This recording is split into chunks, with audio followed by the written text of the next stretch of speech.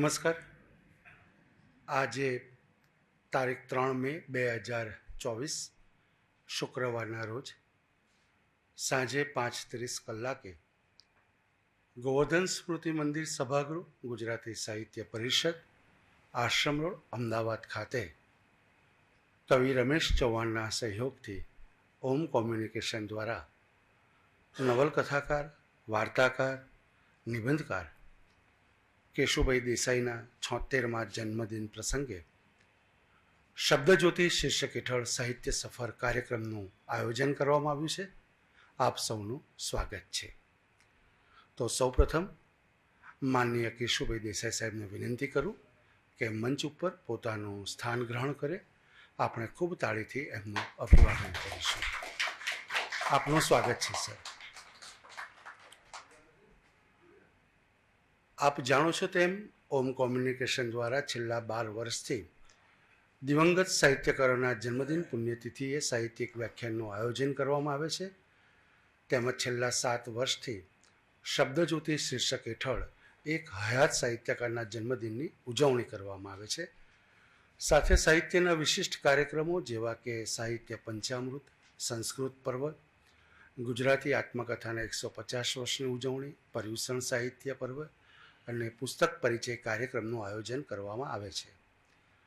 આયોજન થયેલ તમામ કાર્યક્રમો યુટ્યુબમાં સાહિત્ય વિમર્શમાં અપલોડ કરવામાં આવે છે, જેથી જે અહીંયા હાજર નથી રહી શક્યા એ લોકો કાર્યક્રમનો લાભ લઈ શકે. આજની પેઢી નહીં પણ આવનારી 20 વર્ષ પછીની યુવા પેઢી એમને આપણે માતૃભાષાના ગુજરાતીના સર્જકોનો પરિચય થાય, એ સર્જકોએ જે સર્જન કરેલું છે એમના તરફ એમની વિશેષ દ્રષ્ટિ પડે એ હેતુથી અને માતૃભાષા ગુજરાતીની ચિંતા કરવાના બદલે માતૃભાષા ગુજરાતીનું સંવર્ધન થાય, આ મુખ્ય હેતુથી આ પ્રકારના સાહિત્યિક કાર્યક્રમનું આયોજન કરવામાં આવે છે. સૌપ્રથમ આપણે વક્તાશ્રીનું સ્વાગત કરીશું.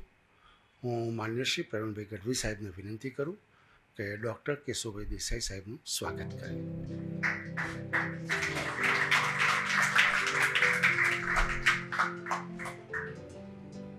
માન્ય શ્રી સતીશભાઈ વ્યાસ સાહેબને વિનંતી કેશુભાઈ દેસાઈ સાહેબનું સ્વાગત કરે.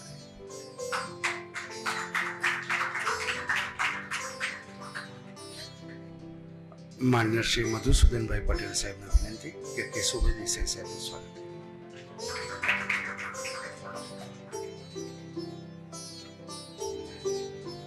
આભાર મધુસૂદનભાઈ, આભાર ગઢવી સાહેબ, આભાર સતીશભાઈ. કાર્યક્રમની રૂપરેખા કંઈક આ પ્રકારે રહેશે. માન્ય શ્રી કેશુભાઈ દેસાઈ સાહેબ પોતાના જીવન કવન વિશે 90 મિનિટ વક્તવ્ય આપશે. ત્યારબાદ સમયની અનુકૂળતા હશે, સર્જક સંમતિ આપશે, પૂછવા લાયક પ્રશ્નો હશે તો પ્રશ્નોત્તરી પણ કરીશું. તો ખૂબ તાળીઓની સાથે હું પૂરા સન્માન સાથે માન્ય શ્રી કેશુભાઈ દેસાઈ સાહેબને વિનંતી કરું, આપ આવો અને વક્તવ્યનો પ્રારંભ કરો. સ્વાગત છે સર. 90 મિનિટ સુધી બોલવાનું છે અને એવી ગરમીમાં તમે બધા અહીં ઉપસ્થિત છો કે એકવાર નસકોરી ફૂટે તો જલ્દી બંધ ના થાય. ત્યાં દૂર પેલા નફીસાબેન બેઠા છે, આપણા રંગમંચના એક બહુ જ મોટા કલાકાર રાજુભાઈ બારોટ અને દંપતી. ત્યાં છેલ્લી રોમાં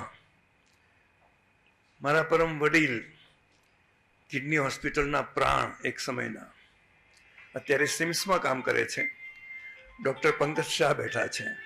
સતીશભાઈ તો દર વખતે દરેક કાર્યક્રમમાં હાજર હોય, પરંતુ એમની હાજરીથી વક્તાને કેટલી બધી ઉર્જા મળે છે એનો કદાચ એમને અહેસાસ નહીં હોય.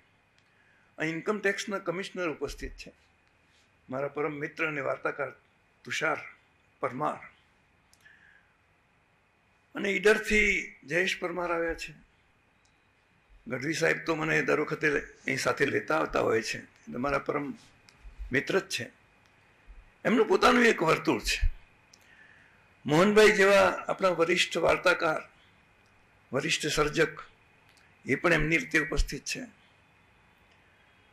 મારા ક્લાસમેટ વાડીભાઈ જે તારે સીએમ ઓફિસની અંદર કાર્યરત છે તે આવ્યા છે, અને ભાઈ મારી સાસરીમાંથી પ્રફુલભાઈ આવ્યા છે. બહુ જ ક્ષોભ અનુભવું છું. ક્યાં ભૂલું ક્યાં યાદ કરું. મારા પરમ મિત્ર જોશી સાહેબ ઘણી વખતે મને એમની રીતે પ્રેરણા આપતા રહે. ક્યારેક ડિપ્રેશનમાં હોવું તો એમાંથી બહાર લાવવાની કોશિશ કરે.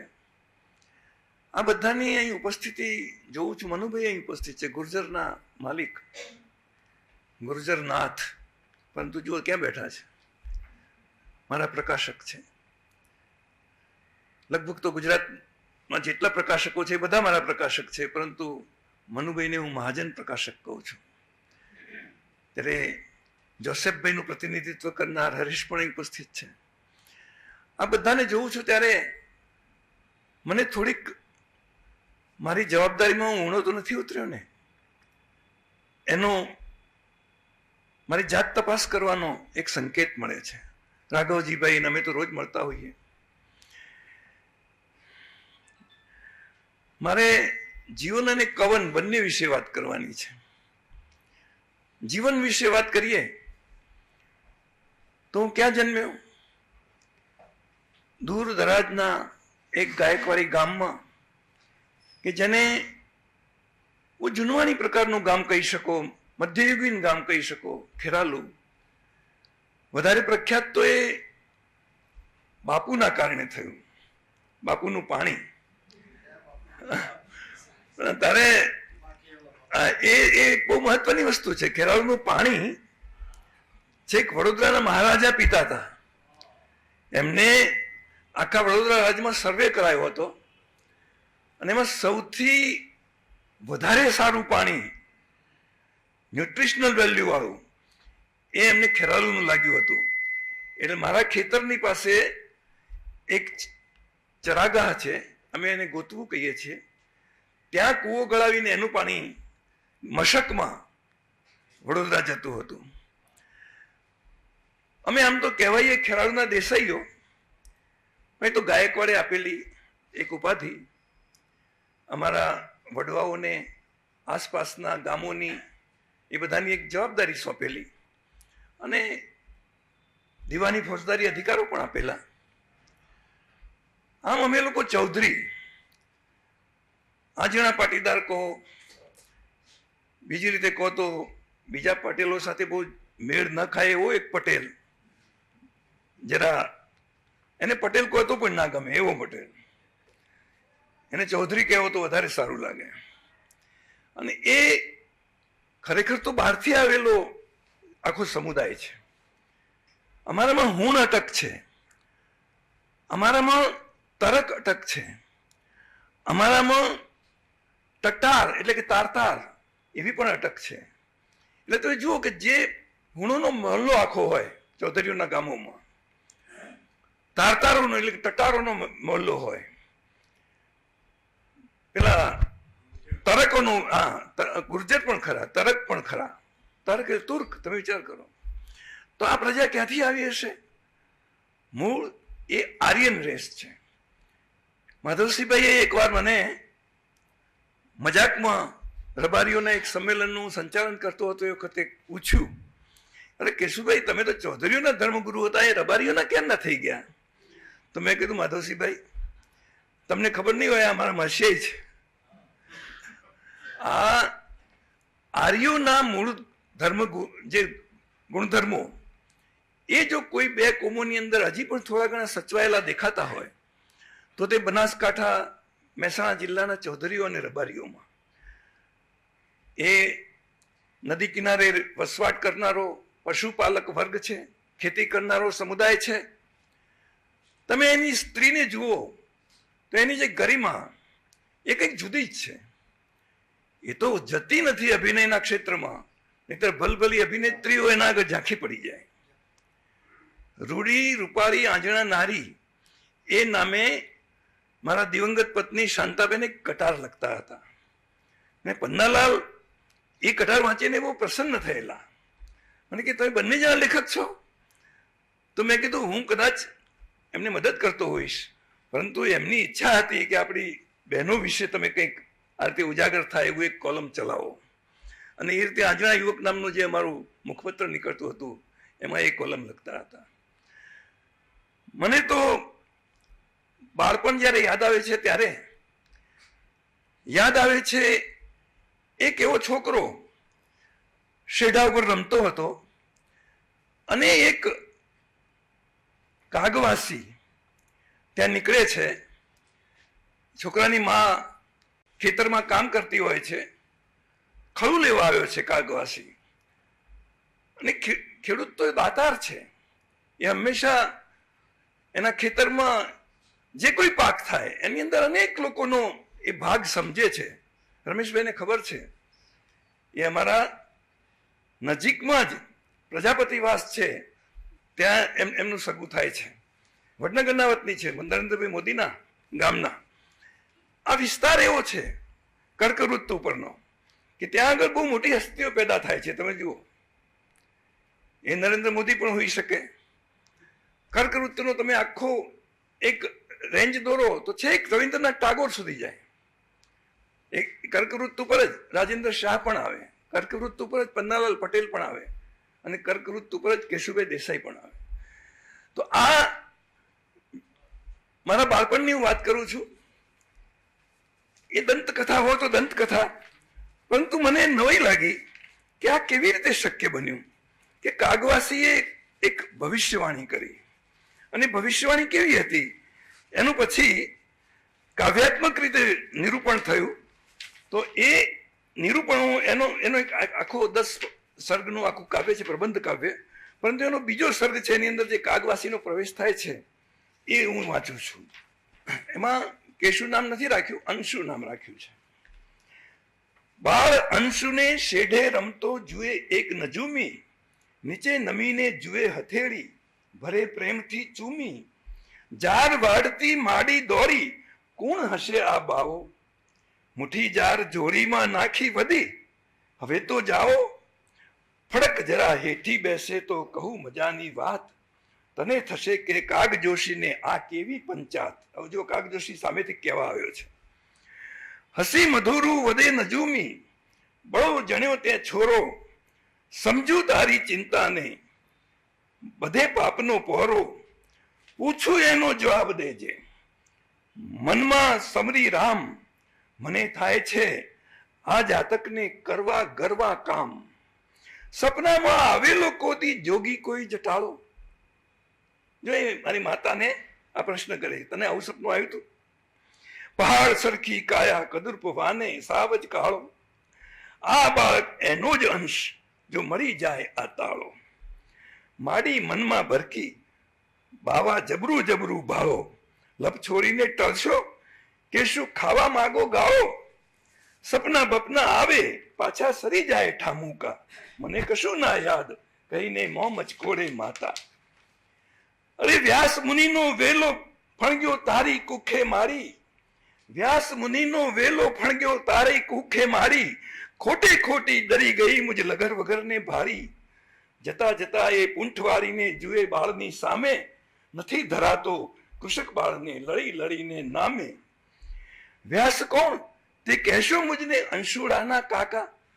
મારા પિતાને અમે કાકા કહેતા હતા કે એના તમે કહેશો વ્યાસ કોણ હતા વળી? ખડું લઈને ગયો જોશીડો કેવા મારી ફાંકા. વ્યાસ મુનિને એ તો મોટા ભારતના રચનારા, કાને એનું નામ પડે તો જીવતરમાં પોબારા. હોઈ શકે શું બાળ આપણું ઋષિ મુનિનો વહેલો? કહેનારો તો કહે ગમે તે, સુણનારો પણ ઘેલો. શું જાણે એ મુઠ્ઠી જાર માગી ખાનારો જોશી, બીજું કોઈ ભરમાઈ જાત હું જરી ન કાચી પહોંચી. તો પછી મારા પિતા શું કહે છે? હોય કદાપી સાચો એ તો વધુ બીજું ના રૂડું, કહેતી હો તો ઉભા ઉભા હું હાલ પગેરું માંડું. વ્યાસ મુનિ દૂરની હસ્તી, પણ એક વાત તો સાચી કે તારા આ છોરાએ આખી લાઇબ્રેરી છે વાંચી. બને શ્રી ભોડાળ કહીને ચીડવે એના છોરા, એને છોરા, ચોપડીઓ વાંચ્યામાં ઘરના ભૂલી જાય છે ઢોરા. હવે આ ઢોર ચારનારો એક છોકરો, એને પેલો નજુમી શું કહી ગયો કે આ તો વ્યાસનો અંશ છે અને આ તો બહુ મોટો માણસ બનશે, મોટો સર્જક બનશે. એ ખેડૂત મા બાપને તો કલ્પના પણ ના હોય કે આવું અમારે ત્યાં કોઈ જન્મી શકે, કારણ કે એવો કોઈ આગળનો તો ઇતિહાસ હતો જ નહીં. એટલે પછી મારા પિતા કાગ જોશીનું સરનામું શોધતા શોધતા એમના ઘેર જાય છે અને પછી એ કહે છે કે જુઓ આ અખંડ દીવો બળે છે, તમે ફૂંક મારો, જેટલી જોરથી ફૂંક મારો એટલી મારો, અને જો એ ઉલાઈ જાય તો હું ખોટો, અને ઉલવાય નહીં તમે ગમે તેટલી ફૂંક મારો તો પછી સાચો કે નહીં? ગમે તેટલી ફૂંકો માર્યા છતાં એ દીવો નહોતો ઉલવાયો. અને એના કારણે નાનપણથી જ મને કોઈ દૈવી અંશ છું એ રીતે ઘરની અંદર વિશિષ્ટ બાળક તરીકે ઉછેરવામાં આવ્યો. હું મારા માતા પિતાનું છઠ્ઠું સંતાન. સૌથી મોટા હેમરાજભાઈ, જેમના સુપુત્ર હરિદેસાઈ આપણા બહુ જાણીતા પત્રકાર છે. વચ્ચે બહેનો હતી, 2 બહેનો અત્યારે હયાત છે. એક 84 વર્ષના છે, 85 વર્ષના, બીજા 81 વર્ષના. સૌથી મોટા જે બેન હતા એમને વાઈ હતી, વાઈ આવતી હતી, અને એના કારણે લોકોએ આખી એવી અફવાઓ શરૂ કરી કે આ તો કંઈ વળગ્યું છે, એનાથી ખમાયું નહીં, અને એક દિવસ એને ફાંસો ખાઈ લીધો. મારા જીવનની સૌથી પીડાદાયક ઘટનાઓ કઈ? પીડા વગર તો સાહિત્ય રચાતું જ નથી. સૌથી પહેલી પીડા મેં એ જોઈ કે હું એક જોડિયું બાળક હતો, અને જોડિયા બાળક તરીકે મારી સાથે જન્મેલી કંકુ નામની જે મારી બેન હતી, મારા પછી જન્મેલી, કલાક એક પછી, એ 6 મહિનાની થઈને ગુજરી ગઈ. મને આજે પણ એનો ચહેરો એવો ને એવો યાદ છે. મને આજે પણ અમારા 2 ઘોડિયા જોડે જોડે મૂકવામાં આવતા હતા, એને નજરિયા પહેરાવતા મારા ભાભી, અને હું જોઈ રહેતો હતો ટગર ટગર. અને જ્યારે સ્તનપાન કરવાનો સમય આવતો ત્યારે મને એ વખતે એટલી ખબર પડતી હતી કે આ માતાનું સંપૂર્ણ દૂધ મારા માટે નથી, મારે એક નાનકડી બેન પણ છે. તો આ એક સમજણ એ એટલી નાની ઉંમરમાં હોઈ શકે ખરી? અને એ વખતની સ્મૃતિ અત્યાર સુધી રહી શકે ખરી? નટુભાઈ, આ બધું મને આવે એવું છે. અત્યારે મને ગઈકાલે શું ખાધું હતું એ પણ યાદ નથી રહેતું, પરંતુ એ વખતની સ્મૃતિ મને એવી ને એવી તાજી રહે છે કે મારે એક નાનકડી બહેન હતી, અને એ 6 મહિનાની થઈને ગુજરી ગઈ. એટલે સૌથી પહેલી પીડા તો એ. એના પછી મોટા બેન હતા, એ એપિલેપ્સીના કારણે, વાઈના કારણે, એ વખતે તો કોઈ દવા બવા કરાવતું જ નહોતું, દોરાધાગા જ ચાલતા હતા, અને એના કારણે એ આત્મહત્યા કરીને ગુજરી ગયા. એક બહુ જ મોટું બીજું દુઃખ, એ બહુ જ મોટી બીજી પીડા. એ પછીની પીડાઓ એક પછી જુદી રીતે આવતી જ ગઈ. મને પોતાને પણ એપિલેપ્સી લાગુ પડી, અને એ વખતે મારા મોટાભાઈએ મને બચાવ્યો. તમને નવાઈ લાગશે, મારા મોટાભાઈ બહુ ભણ્યા નહોતા, પરંતુ હોશિયાર બહુ જ હતા. વિસનગર ભણવા મૂક્યા, પણ ટાઇફોઇડ થયો એટલે પાછા આવી ગયા. ખૂબ વાંચતા હતા. જ્યારે મને પણ મુડેટીમાં લુકબાવજીની ટેકરી ઉપર જઈને ગોઠીમડા ખવડાયા, બીજું કર્યું, ત્રીજું કર્યું, દોરા કર્યા, ધાગા કર્યા, અને છતાં મેળ ન પડ્યો, તો મોટાભાઈને થયું કે નહીં, આને હવે મારે દવાખાને લઈ જવું પડશે. અને એ મને વિસનગર ડૉક્ટર મોતીભાઈ ચૌધરીના દવાખાને લઈ ગયા. રણછોડભાઈ, ડૉક્ટર મોતીભાઈ ચૌધરીને હું મારા જીવનદાતા ગણું છું. કદાચ એ ન મળ્યા હોત તો તમને કેશુભાઈ પણ ન મળ્યા હોત, કારણ કે એપિલેપ્સી વાળા દર્દીનું શું થાય છે એ આપણે સૌ જાણીએ છીએ.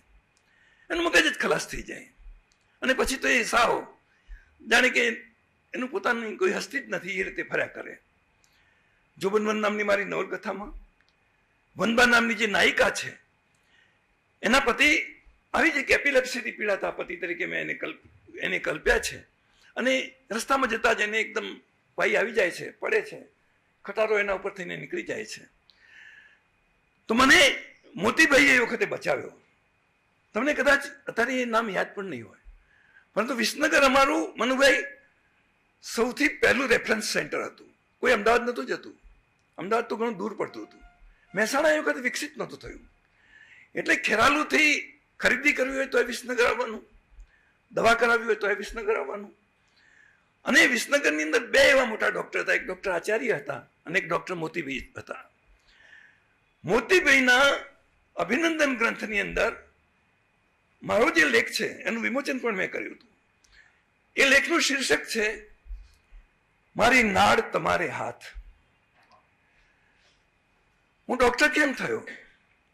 એક તો આ મોતીભાઈની પ્રેરણા, બીજી બાજુ એક ડોક્ટર વસંત પરીખનું નામ કદાચ ભૂલાઈ ગયું છે, પરંતુ ઐતિહાસિક રીતે તમે જુઓ તો ગુજરાતની વિધાનસભાના ઇતિહાસમાં એ ભૂતો અને ભવિષ્યથી એવું એક નામ છે.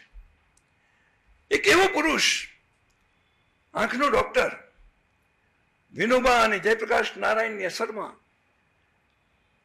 સંપૂર્ણ બ્રહ્મચર્ય પાળ્યું અને ત્યાં આગળ આંખના ડોક્ટર તરીકે એવડું મોટું નામ થયું કે બિહારમાં, ઓરિસ્સામાં ઠેક ઠેકાણે જીવ્યા ત્યાં સુધી હજારો કેમ્પો કર્યા અને હજારો લોકોને દ્રષ્ટિ આપી. એ ડોક્ટર વસંત પરીખને કોઈએ કહ્યું કે ખેરાલુની અંદર એક છોકરો બહુ હોશિયાર છે, બહુ સરસ હિન્દીમાં ભાષણ કરે છે અને એના ચિત્રોને તો ઇન્ટરનેશનલ ઇનામો મળ્યા છે. મને પોલેન્ડની અંદર ચિત્ર સ્પર્ધા યોજાયેલી, બાળ ચિત્ર સ્પર્ધા, એની અંદર હું 6થા ધોરણમાં ભણતો હતો ત્યારે મોકલાવેલા ચિત્રને સિલ્વર મેડલ મળ્યો હતો અને મને ડિપ્લોમા એ લોકો એનાયત કરી હતી. તો બીજી બાજુ ગુજરાત રાજ્ય શિશુ કલા પ્રદર્શન, એનું મને પહેલું ઇનામ મળ્યું હતું, હું જે વખતે 5મા ધોરણમાં હતો એ વખતે. અને આ બધું પેલા ડોક્ટર વસંત પરીખના કાને પડ્યું. એ વખતે તો ધારાસભ્ય પણ નહોતા, પરંતુ ડોક્ટર વસંત પરીખ મને શોધતા શોધતા મારા ખેતરમાં આવ્યા. આ છોકરો ક્યાં છે, મારે એને મળવું છે. તે જુઓ કેટલી સંવેદનશીલ વ્યક્તિઓ હતી રાજકારણમાં, લીડરશીપમાં. એટલે રાજકારણ તરફ હું ખેંચાયો હોય તો જનકભાઈ આ ડોક્ટર વસંત પરીખના કારણે, ડોક્ટર સાહેબ, નહીતર મારે કઈ રાજકારણમાં જઈને બીજું તો કઈ મેળવવાનું નહોતું. હું તો મારી ધૂનમાં જીવતો હતો, મારા ખેતરમાં રહેતો હતો. ત્યાંથી 3 કિલોમીટર મારી શાળા થતી હતી અને હું ચાલતી વખતે પણ સમય ના બગડે એટલા માટે ચોપડી ખોલીને વાંચતો ચાલતો હતો. રસ્તામાં ક્યાંક કોઈ ભીટકાઈ પણ જતું હતું. એકદમ અર્ધ પાગલ કહી શકો એ જાતની સ્થિતિમાં હું રહેતો હતો. પણ ધૂન હતી અને ધૂનના કારણે મને ક્યારેય બીજો નંબર મળ્યો જ નહીં અને પહેલા નંબરે જ આવ્યો એટલે મોટું વળગણ થઈ ગયું રાજુભાઈ. નંબર 1 સિન્ડ્રોમ શબ્દ હું વાપરું છું એના માટે. આ મેડિકલનો એક નવો શબ્દ મેં શોધ્યો, નંબર 1 સિન્ડ્રોમ. કે પહેલા નંબરનો રોગ એ લાગુ જ પડી ગયો, નહીં એવું પહેલા નંબર છે, બીજો આવે તો આપણે મરી જવું પડે. હું વડોદરા ભણવા ગયો અને ત્યાં આગળ પ્રેપરેટરી સાયન્સમાં જો પહેલો નંબર નહીં આવે તો મેં નક્કી કર્યું કે હું રેલવેના પાટા પર સુઈ જઈશ. યોગાનુયોગ પહેલો આવ્યો એટલે એવું ના કરવું પડ્યું. હવે રસ તો પહેલાથી જ મને સાહિત્યમાં હતો. 7મા ધોરણમાં ભણતો હતો ત્યારે મેં એક જોડકનું લખ્યું હતું અને 9મા ધોરણમાં ભણતો હતો એ વખત તમારા ચંદ્રકાંત સાધુ નામના શિક્ષકે ભિંતપત્ર ચાલુ કરેલું અને ભિંતપત્ર ઉપર મારું સોનેટ મૂક્યું હતું. અને પછી હું વાર્તા લખતો પણ થયો. મને એમ થયું કે આ સોનેટ કે બીજી કવિતા તો આટલું જ હોય, તો વાર્તા તો 3-4 પાનાની હોય. એટલે હું વાર્તા લખતો થયો. જુઓ, પછી વાર્તા પણ મને નાની લાગવા માંડી એટલે નવલકથા લખતો થયો. પછી એ પણ નક્કી કર્યું કે આમાં પણ નંબર 1 ક્યાં રહી શકીએ, કવિતામાં પણ નંબર 1 નહીં રહી શકીએ. કવિતા તો કેટલી સરસ લખે છે બીજા બધા, વાર્તા કેટલા બધા સરસ લખે છે, તો એના કરતા આપણે નવલકથા જ લખીએ. એની અંદર ફ્રી હેન્ડ આપણને મળે છે, અનેક વિષયો મળે છે અને વિશ્વ કક્ષાની આપણી નવલકથા પણ આપણે ક્યારેક આપી શકીએ. એટલે આ મારું સાહિત્યિક રીતે એક ભૂમિકા છે. બાકી તો એસએસસીની અંદર હું ગોલ્ડમાં પ્રથમ આવીશ એવું અમારા શિક્ષકોએ માની લીધેલું. થયું એવું કે જે રાષ્ટ્રભાષા રત્ન પરીક્ષા 9મા ધોરણમાં આપણા મફતભાઈ આવવાના હતા પણ આજે ધરમપુર ગયા છે, એ મફતભાઈ પટેલ, આનંદીબેનના પતિદેવ, એ જે સેન્ટર ચલાવતા હતા વિસનગરમાં વર્ધા સમિતિનું, એમના હાથ નીચે મેં પરીક્ષા આપી હતી અને ઓલ ઇન્ડિયા આખા ભારતની અંદર હું શેરમોર રહ્યો હતો. એટલે મને એમ કે હિન્દી તો મારું આટલું સરળ છે, હું હિન્દીમાં ભાષણ કરું છું બીજું ત્રીજું, અને વક્તૃત્વ હરીફાઈમાં પણ નંબર લાવું છું, પણ એ હિન્દીમાં એસએસસીમાં મને ફક્ત 55 માર્ક મળ્યા. મેં ઓછામાં ઓછા 80 ધાર્યા હતા, 55 માર્ક જ આવ્યા. એટલે મારા કરતા દેવગઢ બારિયાનો છોકરો જે પ્રથમ આવ્યો એ વખતે, પ્રકાશ જૈન, કે જે પછી મેડિકલમાં આવ્યો અને પછી ફેલ થયો, મારા પછી પાસ થયો, એ મારા કરતા એના 2.5% વધારે હતા. માત્ર 2.5%માં મારો 11મો નંબર થઈ ગયો. હવે આ નિયતિ છે, એ પણ એક પીડા કે જે તમે નંબર 1 સિન્ડ્રોમ હતું એ ત્યાં આગળ તૂટ્યું. એટલે એ જે એક છૂપો આઘાત જે લાગે છે, જે સ્ટ્રેસ ઊભો થાય છે, એના કારણે પાછા એમાંથી બેઠા થવાની જે પેલા ફિનિક્સ પંખીની જેમ એ જે એક વૃત્તિ મારામાં છે. બીજી એક વૃત્તિ મારામાં કિલિંગ ઇન્સ્ટિંક્ટ છે. કિલિંગ ઇન્સ્ટિંક્ટ એટલે સામે કોઈ પણ માણસ હોય એનાથી કદી ડરવાનું નહીં, સામે જાણે કોઈ છે જ નહીં એમ માની લેવાનું, મંચ ઉપર હોઈએ તો એ મંચ આપણો જ છે એમ માની લેવાનો, કબજે કરી લેવાનો, જે ક્ષેત્રમાં હોઈએ એની અંદર બાકીના બધાને ગૌણ બનાવી દેવાના. આ કિલિંગ ઇન્સ્ટિંક્ટ આપણા આ બધું કરતા કરતા મેડિકલ કોલેજમાં ગયા પછી મને ખબર પડી, મને શંકા તો હતી જ નાનપણથી જ, કે there is something wrong with my physical abilities. અને એમાં જે શંકા સાચી પડી એના પછી જે ડિપ્રેશન આવ્યું, મેં નક્કી કર્યું કે મારે લગ્ન નથી કરવા. પરંતુ સમાજ 25 જગ્યાએ મેં ના પાડી, અને છતાં એક જગ્યાએ હા એટલા માટે પાડવી પડી કે એ દીકરીએ એમ કહ્યું, એ સમયમાં તો વિચાર કરો 1970ની સાલમાં કોઈ ચૌધરીની છોકરી, સાબરકાંઠાના ગામડાની છોકરી એ મળવા માટે આવે. એ વખત તો માયરાની અંદર પણ એ ઘૂંઘટ તાણેલો હોય, તેને મેં મળવા માટે બોલાવી. એના પિતાએ કહ્યું કે ના, એ તો બધું આપી બેઠા છે અમારા, એમની બેન કે ફૈયત થાય. અને એ આવીને એ વખતે મેં એને કહ્યું કે જો તારે માતા બનવાની જો તારી ઈચ્છા હોય તો હું નહીં બનાવી શકું. એટલે કે ના, હું તો તમને જ મારું બાળક માની લઈશ, પણ મારે તમારી સાથે જ પરણવું છે. અને એ શાંતા, જેમના માટે મેં ક્યારેય એક વચન નથી વાપર્યું, હંમેશા એમને માનથી જ બોલાવ્યા. એમનું સ્તર તો સામાન્ય ગ્રામીણ સ્ત્રીનું જ હતું, પરંતુ મેં એમને મારા કરતા એક કદમ આગળ મૂકવાની કોશિશ કરી. એ જિલ્લા પંચાયતના સભ્ય પણ બન્યા, મહિલા કોંગ્રેસના પ્રમુખ પણ બન્યા, પ્રદેશ મહિલા કોંગ્રેસના મહામંત્રી પણ બન્યા. એકવાર જિલ્લા પંચાયતમાં ચૂંટણીમાં એમનો પ્રચાર કરીને જીતાડ્યા પછી જિલ્લા પંચાયત બતાવવા માટે હું ગયો, આ એમના સાથી છે જયેશભાઈ. બીજી વાર મેં જિલ્લા પંચાયતમાં પગ ન મૂક્યો કે હવે તમારે તમારી રીતે તમારું વ્યક્તિત્વ તમે ડેવલપ કરો. 7.5 વર્ષ પહેલા એક મધરાતે 2 ડાચકા ખાધા અને ઊંઘ, મને એમ થયું કે આ કોણ આટલું બધું કેમ આવું, અને ઉઠું છું કશું જ નહીં. એટલે છેલ્લા 7.5 વર્ષથી હું એકલો છું, પરંતુ મને એકલતા ચાલતી નથી. એનું કારણ શું? કારણ કે મારા પાત્રો જે નવલકથાના, વાર્તાના, એ જાણે કે રાત્રે આવીને મારી જોડે બેસી જાય છે, સૂઈ જાય છે, મને પગચંપી કરે છે, મને કાનમાં કંઈક કહે છે, મને ચુંબન કરે છે. એટલે મને ક્યારેય એવું લાગતું નથી કે હું એકલો પડી ગયો છું. નહીંતર તો છેલ્લા 7.5 વર્ષથી હું તદ્દન એકલો છું. મારા ભત્રીજા બહુ મોટા માણસ છે અને એમની રીતે રહે છે. અને મેં મારા પત્નીના જ એક દૂરના સંબંધીની દીકરીને દીકરી માનીને ભણાવી, MA થઈ, MAd થઈ, અત્યારે અડાલજની અંદર PTC કોલેજમાં લેક્ચરર પણ છે. પરંતુ જો અત્યારે આવી શકી નથી, એના કારણો હશે. એટલે જીવનની અંદર અપેક્ષાઓ એ જ દુઃખનું મૂળ છે. ભગવાન બુદ્ધે કહ્યું ને, તૃષ્ણા,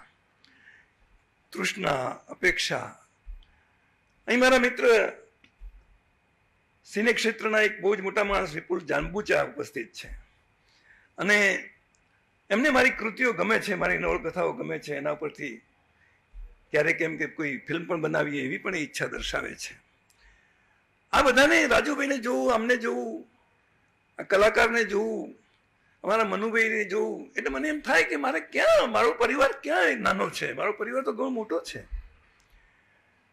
અમેરિકામાં ઓછામાં ઓછા 100 ડોક્ટરો એવા છે કે જે મારી સાથે ભણેલા છે. હું એટલું અમેરિકા ના ગયો, બાકીના 120ની બેચમાંથી 100 જણા અમેરિકા. અને 50 વર્ષ પછી એ 1972ની બેચવાળા અમારા મિત્રો એ આણંદના મધુભાન રિસોર્ટમાં મળ્યા. મને અતિથિ વિશેષ તરીકે બોલાવ્યો. 75 લાખ રૂપિયાની થેલી આપવાની વાત કરી. તો મેં કીધું, ભાઈ મારું તો ફકીર જેવો માણસ છું, મારે તારા 75 લાખ શું કરવા છે? તમે તમારા દર્દીઓ માટે, ગરીબ લોકો માટે વાપરજો. અને તેથી એવું હોય તો તમે તમારા જે ગામના વતની છો એ ગામની અંદર તમે કંઈક એવી વ્યવસ્થા કરાવજો. ઓછામાં ઓછી જરૂરિયાતોથી, મિનિમમ રિક્વાયરમેન્ટ્સથી કેવી રીતે જીવી શકાય. ગાંધીજીએ વાત કરેલી કે ભાઈ આ રીતે ઓછામાં ઓછી જરૂરિયાતથી રહેવું જોઈએ. હું સહજ રીતે ટેવાયેલો છું અને એ સંસ્કારો મને મારા પિતામાંથી મળ્યા છે. આખી જિંદગી ચાલતા ને ચાલતા રહ્યા. હું પણ ચાલ્યા જ કરું છું. મારી પાસે સ્કૂટર પણ નથી. અને એ ચાલવાના કારણે આજે 76મા વર્ષે હું આટલો સ્વસ્થ છું. નહીંતર જો હું ગાડીમાં ફરતો હોત, પણ જે દિવસે યુનિવર્સિટી ગ્રંથમેળ બોર્ડની ગાડીનો અકસ્માત થયો અને પછી મારી પાસે બીજી 2 ગાડીઓ હતી પોતાની માલિકીની, એ મેં ડ્રાઈવરોને આપી દીધી કે તમે હવે તમારી રીતે કમાઓ, મારા પૈસા નથી જોઈતા. અને હું એકદમ પગે ફરતો થઈ ગયો. દીકરીને સ્કૂટર લઈ આપ્યું, પણ હું પગપાળા ફરતો થયો, બસમાં ફરતો થયો. આ તો ગઢવી સાહેબ જેવાની મહેરબાની છે અને રાઘવજીભાઈની કે મને અવારનવાર અમદાવાદમાં કોઈ કાર્યક્રમ હોય તો લેતા આવે છે. બાકી હું બસમાં આવું. રણછોડી બેઠા છે, ખેરાળુ કોલેજ. અમરસિંહ ચૌધરી મારા અંગત મિત્ર હતા. રાજકારણમાં હતો ને, ભલે રાજકારણમાંથી કશું મેળવ્યું નથી, પણ બીજું ઘણું મેળવ્યું. આ રીતે એમાંથી ઘણા વિષયો મળ્યા, વ્યાપકતા આવી, માનવ મન એના ઊંડાણ સુધી જવાની એક તક મળી. અમરસિંહ ચૌધરીએ મોહનભાઈ એ વખતના અમારા ધારાસભ્ય હતા, મોહનભાઈ દેસાઈ, અને એમનો અંગત મિત્ર હું હતો. અમારા કહેવાથી ખેરાલુમાં કોલેજ આપી અને ખેરાલુ કોલેજનું ઉદ્ઘાટન કરવા માટે અમે 2 જણા સાથે ગયા હતા. અને પછી એ વખતે કે બાપા કેમ દેખાતા નથી? બાપા એટલે મારા પિતા. મેં કીધું અહીં શું કરાવે? એ તો ક્યાંક ખેતરમાં બેઠા હશે. કે ના, આપણે અહીં આવ્યા છીએ તો એમને મળી જવું જોઈએ. તો આખો કાફલો ખેતરની વાટે વળ્યો. તો આવો પણ એક સમય હતો. આવા પણ નેતાઓ હતા. એક સાથે 3 ઘોડાની સવારી કરી હતી. પહેલો ઘોડો આમ તો શરૂથી આ એક પ્રકારની ધૂન હતી જ લખવાની. 9મા ધોરણમાં ભણતો હતો અને મારી વાર્તા ચાંદનીમાં છપાઈ હતી, જટાળો ભૂત. અને ઇન્ટર્નશીપ કરતો હતો એ વખતે એક નવલકથા લખી ડૉક્ટર વસંત પરીખને ગમી હતી, પછી ખોવાઈ ગઈ. તો એ જે ધૂન ચડેલી હતી વાર્તાઓ એ વખતે જનસત્તા ડાકમાં પણ આવતી હતી, મુંબઈ જનસત્તા ડાકમાં. સચ્ચિદાનંદને લેખક મેં બનાવ્યા છે, સચ્ચિદાનંદ પોતે કબૂલ કરે છે. વિસનગરમાં હું ઇન્ટર્નશીપ કરતો હતો અને સચ્ચિદાનંદની કથાઓ ચાલતી હતી. એ વખતે સપ્તાહ કરતા હતા. દાઢી રાખતા કાળી અને બહુ સરસ બોલતા. મેં એમને કહ્યું કે બાપજી તમે સરસ બોલો છો, પણ તમે લખી પણ શકો.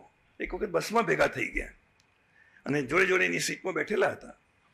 તો કે ના, લખવાનું કામ અમારું નહીં, અમે તો કાશીમાં જઈને પંડિત થઈ આવ્યા, બોલીએ.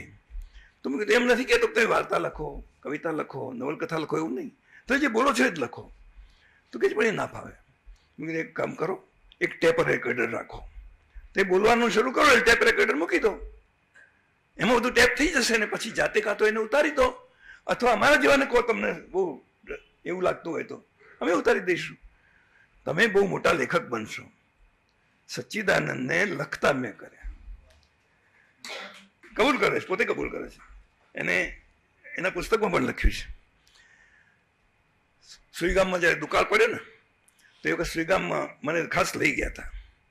એ મારા અનુભવોમાં મારો એ વિશેષ ઉલ્લેખ છે. જોસેફ મેકવાન લખતા બંધ થઈ ગયા હતા. 16 વર્ષ સુધી કંઈ ના લખ્યું. અને પછી એક દલિત સાહિત્ય સંઘ નામની સંસ્થા, એની મિટિંગ હતી. યુગાનુયુગ મારા પ્રમુખ સ્થાને રાખી હતી એ લોકોએ, ચંદુ મેરિયા વગેરે. મેં કીધું કેમ મને પ્રમુખ સ્થાન આપો છો? અમદાવાદમાં આટલા બધા છે, હું તો તલોદમાં ડૉક્ટર હતો. પણ કે ના, તમે અમારા વિશે સદભાવ ધરાવો છો. અમે મંચ ઉપર હતા, હું, ઇન્દુભાઈ અને એ બધા. જોસેફ તો સામે બેઠા હતા. મેં કીધું તમે કોઈ ભાઈ ઓડિયન્સમાંથી કોઈને કંઈ બોલવું હોય તો બોલો, પછી હું વાત કરું. જોસેફભાઈ ઊભા થયા અને જે બોલ્યા છે, હું એટલો પ્રભાવિત થયો કે જોસેફભાઈ તમે લખતા કેમ નથી? એક લખ્યું સાહેબ, કોઈ અમારું છાપે તો લખીએ ને. નવચેતનમાંથી એક વાર્તા એમની પાછી આવી, એના પછી એમને કલમ તોડી નાખી હતી, લખવાનું બંધ કરી નાખ્યું હતું. ફરીથી પાછા મેં કીધું જો આ કોણ છાપે અમારું? આ બેઠા ઇન્દુભાઈ. એમને હું કહું છું નયા માર્ગમાં તમે શરૂ કરો. અને એ જે વ્યથાના વિતક, જે એમની સૌથી લોકપ્રિય રચના ગણાય છે, સૌથી ઉત્તમ, એ નયા માર્ગમાં પહેલી છપાઈ હતી, બીજા શીર્ષકથી. તો એ જોસેફ મેકવાન છેલ્લે તો બિચારા એ ગુજરી ગયા. એના પહેલા એમની ઉજવણી કરવાની હતી 75 વર્ષની. એ પણ મારું પ્રપોઝલ હતું. પાટણમાં મળ્યા હતા અમે. 75 થાય એના પહેલા જતા રહ્યા. મને ડિપ્રેશન આવી ગયું. વડોદરામાં ભણતા મને મારા સાયકોસેક્સ્યુઅલ પ્રોબ્લેમના કારણે હેલુસિનેશન્સ થતા હતા. એટલે વાંચવાનું કંઈ યાદ ના રહે, મગજમાં ઘણ જેવા પડઘાતા હોય એવું લાગે. એટલે હું હોસ્ટેલમાં ના બેસી રહું, હું રેલવે સ્ટેશન પર જવું કે જેનાથી પેલો જે ઘણ અંદર વાગતો હોય એની સામે પેલી રેલવેનો જે ખળભળાટ હોય એટલે નલિફાય થઈ જાય. એમ કરીને મેં મારું MBBS પૂરું કર્યું. એટલે એ મારો સમયગાળો છે એ બહુ જ પીડાકારક સમયગાળો હતો. એ વખતના પ્રોફેસરો બીજા ત્રીજા બધા મને બોલાવે પણ હું જવું નહીં એમની પાસે. વિદ્યાર્થીઓથી અતડો રહું. અને MBBS થયા પછી જાણે કે ત્યાંથી છૂટ્યો એમ કહીને વડોદરા છોડીને નાઠો. નહીંતર વડોદરાવાળાને વડોદરાની આસપાસના સેન્ટરોમાં ઇન્ટર્નશીપ કરવી પડે. મેં બહાનું કાઢ્યું કે મારા મા બાપ વૃદ્ધ છે ને મને પ્લીઝ જવા દો ને મને અમદાવાદના સેન્ટરો આપો. તો અમદાવાદમાં ગુપ્તા સાહેબે મને અમદાવાદના સેન્ટરો આપ્યા. એમાં વિસનગર જ સેન્ટર મેં માગ્યું, આપ્યું. વિસનગર આવ્યો એટલે હું ફરીથી જાણે કે 16 કળાએ ખેલ્યો. સ્ટેથોસ્કોપ લટકાવીને ફર્યા કરું. અને એ વખતે ડૉક્ટર અને પાછું વક્તા અને કવિ મિત્રો મળી ગયા. દયાભાઈ પટેલ માસૂમ, રામચંદ્ર પટેલ સુક્રીત, પછી પેલા જીકા વ્યાસ પાટણમાં, વિષ્ણુ શ્રીરામ બાદલ પાટણમાં. આ આખું એક સર્કલ મળી ગયું. એ વખતે કાંતિરામી ત્યાં આગળ વડનગરમાં, પ્રતાપભાઈ સોલંકી એ વખતે સિપોરવાળા, અને દિનકર ભોજક જયશંકર સુંદરીના દીકરા, ગોરધનભાઈ પટેલ, જીતેન્દ્રભાઈ દવે મહિલા કોલેજના પ્રિન્સિપાલ, કેશુભાઈ પટેલ માણસાવાળા પ્રિન્સિપાલ. આ બધાનો સંઘ થયો. અને એની અંદર સૌથી જુનિયર હું. પરંતુ ઉત્તર ગુજરાત યુનિવર્સિટીની માગણી માટેનું ડ્રાફ્ટિંગ કરવાનું આવ્યું ત્યારે બધા એકે અવાજે કહ્યું કે આપણા કરતાં આ સારું ડ્રાફ્ટિંગ કરશે, એને કરવા દો. અને એ જે ડ્રાફ્ટિંગ કર્યું એ ડ્રાફ્ટિંગ એમને રજૂ કર્યું અને ઉત્તર ગુજરાત યુનિવર્સિટી મેળવીને જંપ્યા. તો આ વિસનગરનો મારો સમય. વિસનગરમાં એ વખતે એકદમ હીરોની જેમ હું રહેતો હતો. હોસ્પિટલમાં જતો જ નહોતો. સ્કૂલોમાં, કોલેજોમાં, બીજે ત્રીજે વિદ્યાર્થીઓના ટોળા. અને એ પેલું ડિપ્રેશન જતું રહ્યું, ખબર જ ના પડી. એ પહેલા મારા લગ્ન થઈ ગયેલા હતા. ઇન્ટર્નશીપ પૂરી થાય એના પહેલા મારા બધા મિત્રો હતા, એમને કહ્યું કે હવે એવા એરિયામાં તો બેસો કે જ્યાં કોઈ જતું નથી. એટલે સતલાસણામાં અરવલ્લી ક્લિનિક ચાલુ કર્યું. અરવલ્લી નામ રાખ્યું. મગનભાઈ બારોટ એનું ઉદઘાટન કરવા આવ્યા. એ વખતે મિનિસ્ટર હતા, શિક્ષણ મંત્રી હતા. નવનિર્માણ આવ્યું. પાછો પેલો જીવ ઉછળ્યો અને એના કારણે ધરપકડ થઈ. એટલે એ બધું થવા માંડ્યું. તલોદના જેવલા બેડીવાળા શેઠ એ એમના એજન્ટના ત્યાં આવ્યા. પેલા શેઠ અમારા એજન્ટ જે ભોગીલાલ હતા એમને કહ્યું કે આ બહુ સારા ડૉક્ટર છે પણ રાજકારણના રવાડે ચડ્યા છે. પેલા કે અમારે ત્યાં બહુ સરસ હોસ્પિટલ અમે ચલાવીએ છીએ પણ સારો ડૉક્ટર મળતો નથી, તો કે એમને લઈ જાઓ. એમને લઈને મારી પાસે આવ્યા મને કે તમારો કોઈ ઇન્ટરવ્યૂ લેવાનો નથી, તમે આવીને જોઈન થઈ જાઓ. એ રીતે હું તલોદ ગયો. નહીં તલોદને મારે શું લેવા દેવાનું? તો તમે જુઓ આ નિયતિ માણસને ક્યાંથી ક્યાં લઈ જાય છે. ખેરાલુથી હું વિસનગર પરીક્ષા પાસ કરી, ત્યાંથી પછી વડોદરા ગયો, વડોદરાથી પાછો અહીં વિસનગર આવ્યો ઇન્ટર્નશીપ કરવા, અને ત્યાંથી પાછો સતલાસણા ગયો, સતલાસણાથી તલોદ આવ્યો. હવે તલોદ એટલે સાબરકાંઠાની એન્ટ્રી અને સાબરકાંઠાનું પોલિટિકલ નર્વ સેન્ટર. તમે અત્યારે એ નામો ભૂલી ગયા હશો. અંબુ કાકા નામના એક બહુ જ મોટા ખેડૂત આગેવાન હતા, એ તલોદમાં રહેતા હતા, મૂળ ચરોતરના. એમનો અત્યંત પ્રિય માણસ. એ જ રીતે શાંતુભાઈ એમના સગા ભત્રીજા હતા, જેમણે એચ.એમ. પટેલને હરાવ્યા હતા. આ બધાનો સંગ થયો, કોંગ્રેસમાં સક્રિય થયા, પાછા ફરીથી રાજકારણ. પણ મેં નક્કી કર્યું કે મારે ચૂંટણી નથી લડવી. ચૂંટણી લડું તો હું ફક્ત લોકસભાની લડીશ, બીજી નહીં લડું. અને જિલ્લા પંચાયતમાં શાંતાબેનને મુકાવડાયા. લોકસભાની ઓફર થઈ. કહ્યું કે ભાઈ તમે તો ચૌધરી સમાજના છો, એટલે એમાં તો પૈસા તો ઘણા હોય ને ચૌધરીઓ પાસે તો, એટલે એમની પાસેથી પૈસા તમારે ઉઘરાવવાના. અમે પાર્ટી પૈસા નહીં આપે કોંગ્રેસવાળા. મેં કીધું એ ના ચાલે, મારે હું કોઈના આગળ આટલાબો કર્યો નથી, કરવાનો નથી. કેશુભાઈ પટેલે ઓફર કરી એકવાર કે નિશાબેન ગુજરી ગયા છે, પેટા ચૂંટણી આવી છે, તમે તૈયારી કરો. કાશીરામ રાણા પણ જોડે હતા. મેં કીધું કે અત્યારે હું કોંગ્રેસનો માણસ છું, કોંગ્રેસના માણસને તમે ચેરમેન બનાવ્યો યુનિવર્સિટી ગ્રંથનિર્માણ બોર્ડનો, એ તમારી પાર્ટીવાળાને ગમ્યું ના હોય, ત્યાં આગળ પણ ત્યાંના કાર્યકર્તાઓને ના ગમે, અને મારા પત્ની તો જિલ્લા પંચાયતના સભ્ય, મહિલા કોંગ્રેસના આગેવાન, હું ત્યાં જઉં, સામે અમરસિંહની વાઇફ મરી ગઈ છે, અમરસિંહ માટે પ્રતિષ્ઠાની સીટ, એટલે હું ના લડું.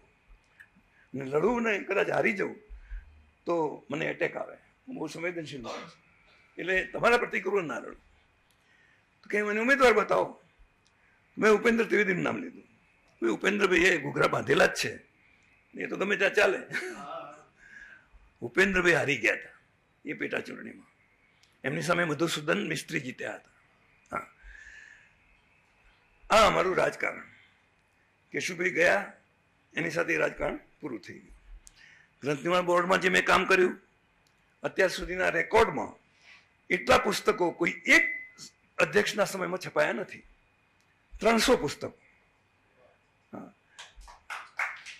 અને છતાં મારી સામે તપાસ મુકાઈ.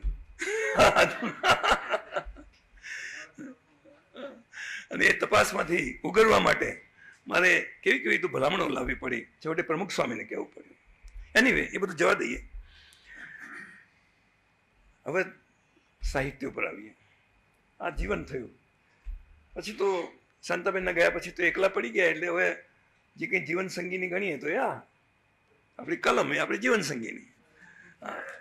એટલે શરૂઆત તો છેક સ્કૂલના સમયથી થઈ હતી. એ કોઈ નવી વસ્તુ તો હતી નહીં. 3 ઘોડાની સવારી કરેલી. મહત્વાકાંક્ષા ઘણી હતી. એમ હતું કે હું બહુ સારો વક્તા બની શકું, સારો પાર્લામેન્ટેરિયન બની શકું, સારો મિનિસ્ટર બની શકું એવું નહીં, પણ સારો પાર્લામેન્ટેરિયન જરૂર બની શકું. પણ એ શક્ય ન બન્યું, એટલે એ છૂટ્યું. બીજી બાજુ મેડિકલ પ્રેક્ટિસ પણ આપોઆપ છૂટી ગઈ. તલોદ છોડીને હું ગાંધીનગર રહેવા આવી ગયો. એટલે ત્યારથી ગાંધીનગર છું. શરૂઆત લખવાની તો છેક બાળવયથી થઈ હતી, પરંતુ સૌથી પહેલી કૃતિ એ મારી છેક 1980માં આવી, 1981માં આવી. 3 કૃતિઓ એક સાથે આવી. વનવનના પારેવા, આ સાહેબની પાસે અત્યારે એની નકલ મેં આપી છે. જોબનવન, અને એ વખતે હું છાપાની અંદર એક કોલમ લખતો હતો, ગમ્મર વલોણું. એના લેખોનો સંગ્રહ હતો એક ઘર જોયાનું યાદ. એ નામનો એક અંદર લેખ હતો, નિબંધ હતો. એટલે એનું શીર્ષક એવું રાખ્યું હતું. હું ગયો રઘુવીર પાસે. રઘુવીરભાઈ ચૌધરી મારા સમાજના. પન્નાલાલ મને બહુ ચાહે. હું જ્યારે પણ વડોદરાથી ખેરાલુ જતો હોઉં તો વચ્ચે મારો સામાન ક્લોક રૂમમાં મૂકી દઉં અમદાવાદમાં. બીજી ટ્રેન બદલવાની હોય, વચ્ચેનો સમય હોય, એટલે હું કાં તો પન્નાલાલને મળું, કાં તો રઘુવીરને મળું. રઘુવીર મારી સાથે આવ્યા હતા, અને ભગતભાઈને એમને ભલામણ પણ કરી હતી. હું 3 સ્ક્રિપ્ટ લઈને ગયો હતો. ભગતભાઈએ કહ્યું કે શું ભાઈ, રઘુવીરભાઈ કહે એટલે મારે કે તમારું છાપવું પડે, છાપામાં તમારા લેખો તો અમે વાંચીએ છીએ અને તમે સારું જ લખ્યું હશે, પણ એક કામ કરીએ, આપણે એક ચોપડી છાપીએ તારે એક નવલકથા, પછી છાપીશું બીજા વર્ષે. મેં તરત જ એમને પાસેથી 3 સ્ક્રિપ્ટ લઈ લીધી. મેં જાતે જ એક આનર્ત પ્રકાશન નામનું એક પ્રકાશન શરૂ કર્યું. એ 3 પુસ્તકો છાપ્યા. યશવંત બુટાલાએ છાપ્યા. યશવંત બુટાલા એક સમયના બહુ મોટા પ્રિન્ટર હતા, પ્રાંતિજમાં રહેતા હતા, અને એમના કારણે પછી હું પ્રાંતિજમાં રહેવા પણ ગયો હતો. અને એ 3 6 મહિનામાં વેચાઈ પણ ગયા. એમાં હું જેટલા પૈસા કમાયો એટલા અત્યાર સુધીનું બધું લખેલું છે એમાં નથી કમાયો. કારણ કે જાતે છાપ્યું હતું. અને કિંમત કે 20 રૂપિયા 40 રૂપિયા એવી કિંમત હતી, પણ એ વખતના એ 40 રૂપિયા હતા, એ વખતના 20 રૂપિયા હતા. એના પછી હું ગુજરાત સાહિત્ય અકાદમીની સ્થાપના થઈ, માધવસિંહે જે સ્થાપના કરી એમાં પણ મારો ફાળો. ભૂપત વડોદરિયા અને મોહમ્મદ માકડ જેવા મોટા લેખકોને આપણા પરિષદના જે માંધાતાઓ એ બહુ લેખક ગણે નહીં, એટલે પેલા લોકો બહુ અકાતા હતા. એટલે માધવસિંહના મિત્ર હતા, સાથે એમને નોકરી કરેલી ગુજરાત સમાચારમાં. એટલે માધવભાઈ એમને માધવસિંહને કહ્યું કે યાર હવે શું કરવું, આ લોકો તો આપણને ગણતા નથી. તો કે એવું શું કરવા ચિંતા કરો છો, આપણે સંસ્થા ઊભી કરી દઈએ સરકારમાં. એટલે સાહિત્ય અકાદમીની 1982માં સ્થાપના થઈ. સાહિત્ય અકાદમીની સ્થાપના થઈ. હવે પ્રોગ્રામ કેવી રીતે કરવો એની કોઈ સૂઝ મોહમ્મદભાઈને નહીં. મોહમ્મદભાઈ તો ઓલિયો માણસ. એટલે મોહમ્મદભાઈએ એમને કહ્યું કે હવે શું કરવું જોઈએ, કે એક સરસ પ્રોગ્રામ કરો તમે મોટો. તો કે એ તો મારું કામ નહીં. તો એમણે મારું સરનામું આપ્યું કે તમે જઈને કેશુભાઈ દેસાઈને તલોદમાં મળો, એ તમારો પ્રોગ્રામ કરી આપશે. અને એ હસુ યાજ્ઞિક ને બંને જણા મારા ત્યાં આવ્યા. એમના મનથી કે હું તલોદ કોલેજમાં કોઈ નાનકડો પ્રોગ્રામ કરી આપીશ. હું એમને લઈ ગયો મોડાસા, દાઉદભાઈ ગાંચી સાથે પરિચય કરાવ્યો. એ વખતે વીપી ત્રિવેદી હતા, ધીરુભાઈ ઠાકર ત્યાંથી નીકળી ગયેલા હતા. એમની સાથે ઓળખાણ કરાવી અને 3 દિવસનો એવો મોટો એવો પ્રોગ્રામ કર્યો કે જેની અંદર મુંબઈ સમાચારના તંત્રી, જન્મભૂમિના તંત્રી, મુંબઈના લેખકો, હરીન્દ્ર દવે, સુરેશ દલાલ, તમારા ત્યાંના ફૂલછાપના તંત્રી અને ત્યાંના બધા લેખકો આપણા જેટલા હોય એટલા સૌરાષ્ટ્રના, અને એ વખતના જે બધા શાયરો, રૂસવા મઝલુમી, એ બધા જ, અકબર અલી જસદણવાલા, બધા જ, એ બધાને ત્યાં ભેગા કર્યા. એ વખતે રમણ પાઠક વગેરે ત્યાંથી સુરતથી આવેલા. અને જે ભવ્ય પ્રોગ્રામ થયો, એ પ્રોગ્રામ કદાચ સાહિત્ય અકાદમીના અત્યાર સુધીના ઇતિહાસમાં જનકભાઈ થયો નહીં હોય, પરંતુ કમનસીબ એ છે કે એના કોઈ આર્કાઇવ્સ એમની પાસે અત્યારે ઉપલબ્ધ નથી. અમરસિંહ ચૌધરીના વખતની અકાદમીનો સભ્ય હું પણ હતો. એ વખતે સુરેશ દલાલ અમારા ઉપાધ્યક્ષ હતા, અને અધ્યક્ષ તરીકે તો હોદ્દાની રૂએ એ વખતે શિક્ષણ મંત્રી હતા હસમુખભાઈ. પણ એ વખતે પણ સરસ કાર્યક્રમો થયા. પ્રિયકાંત પરીખે એ વખતે અમારા સભ્ય હતા. એમણે કહ્યું કે શું ભાઈ તમારા પુસ્તકો તમે પ્રકાશકને આપો યાર.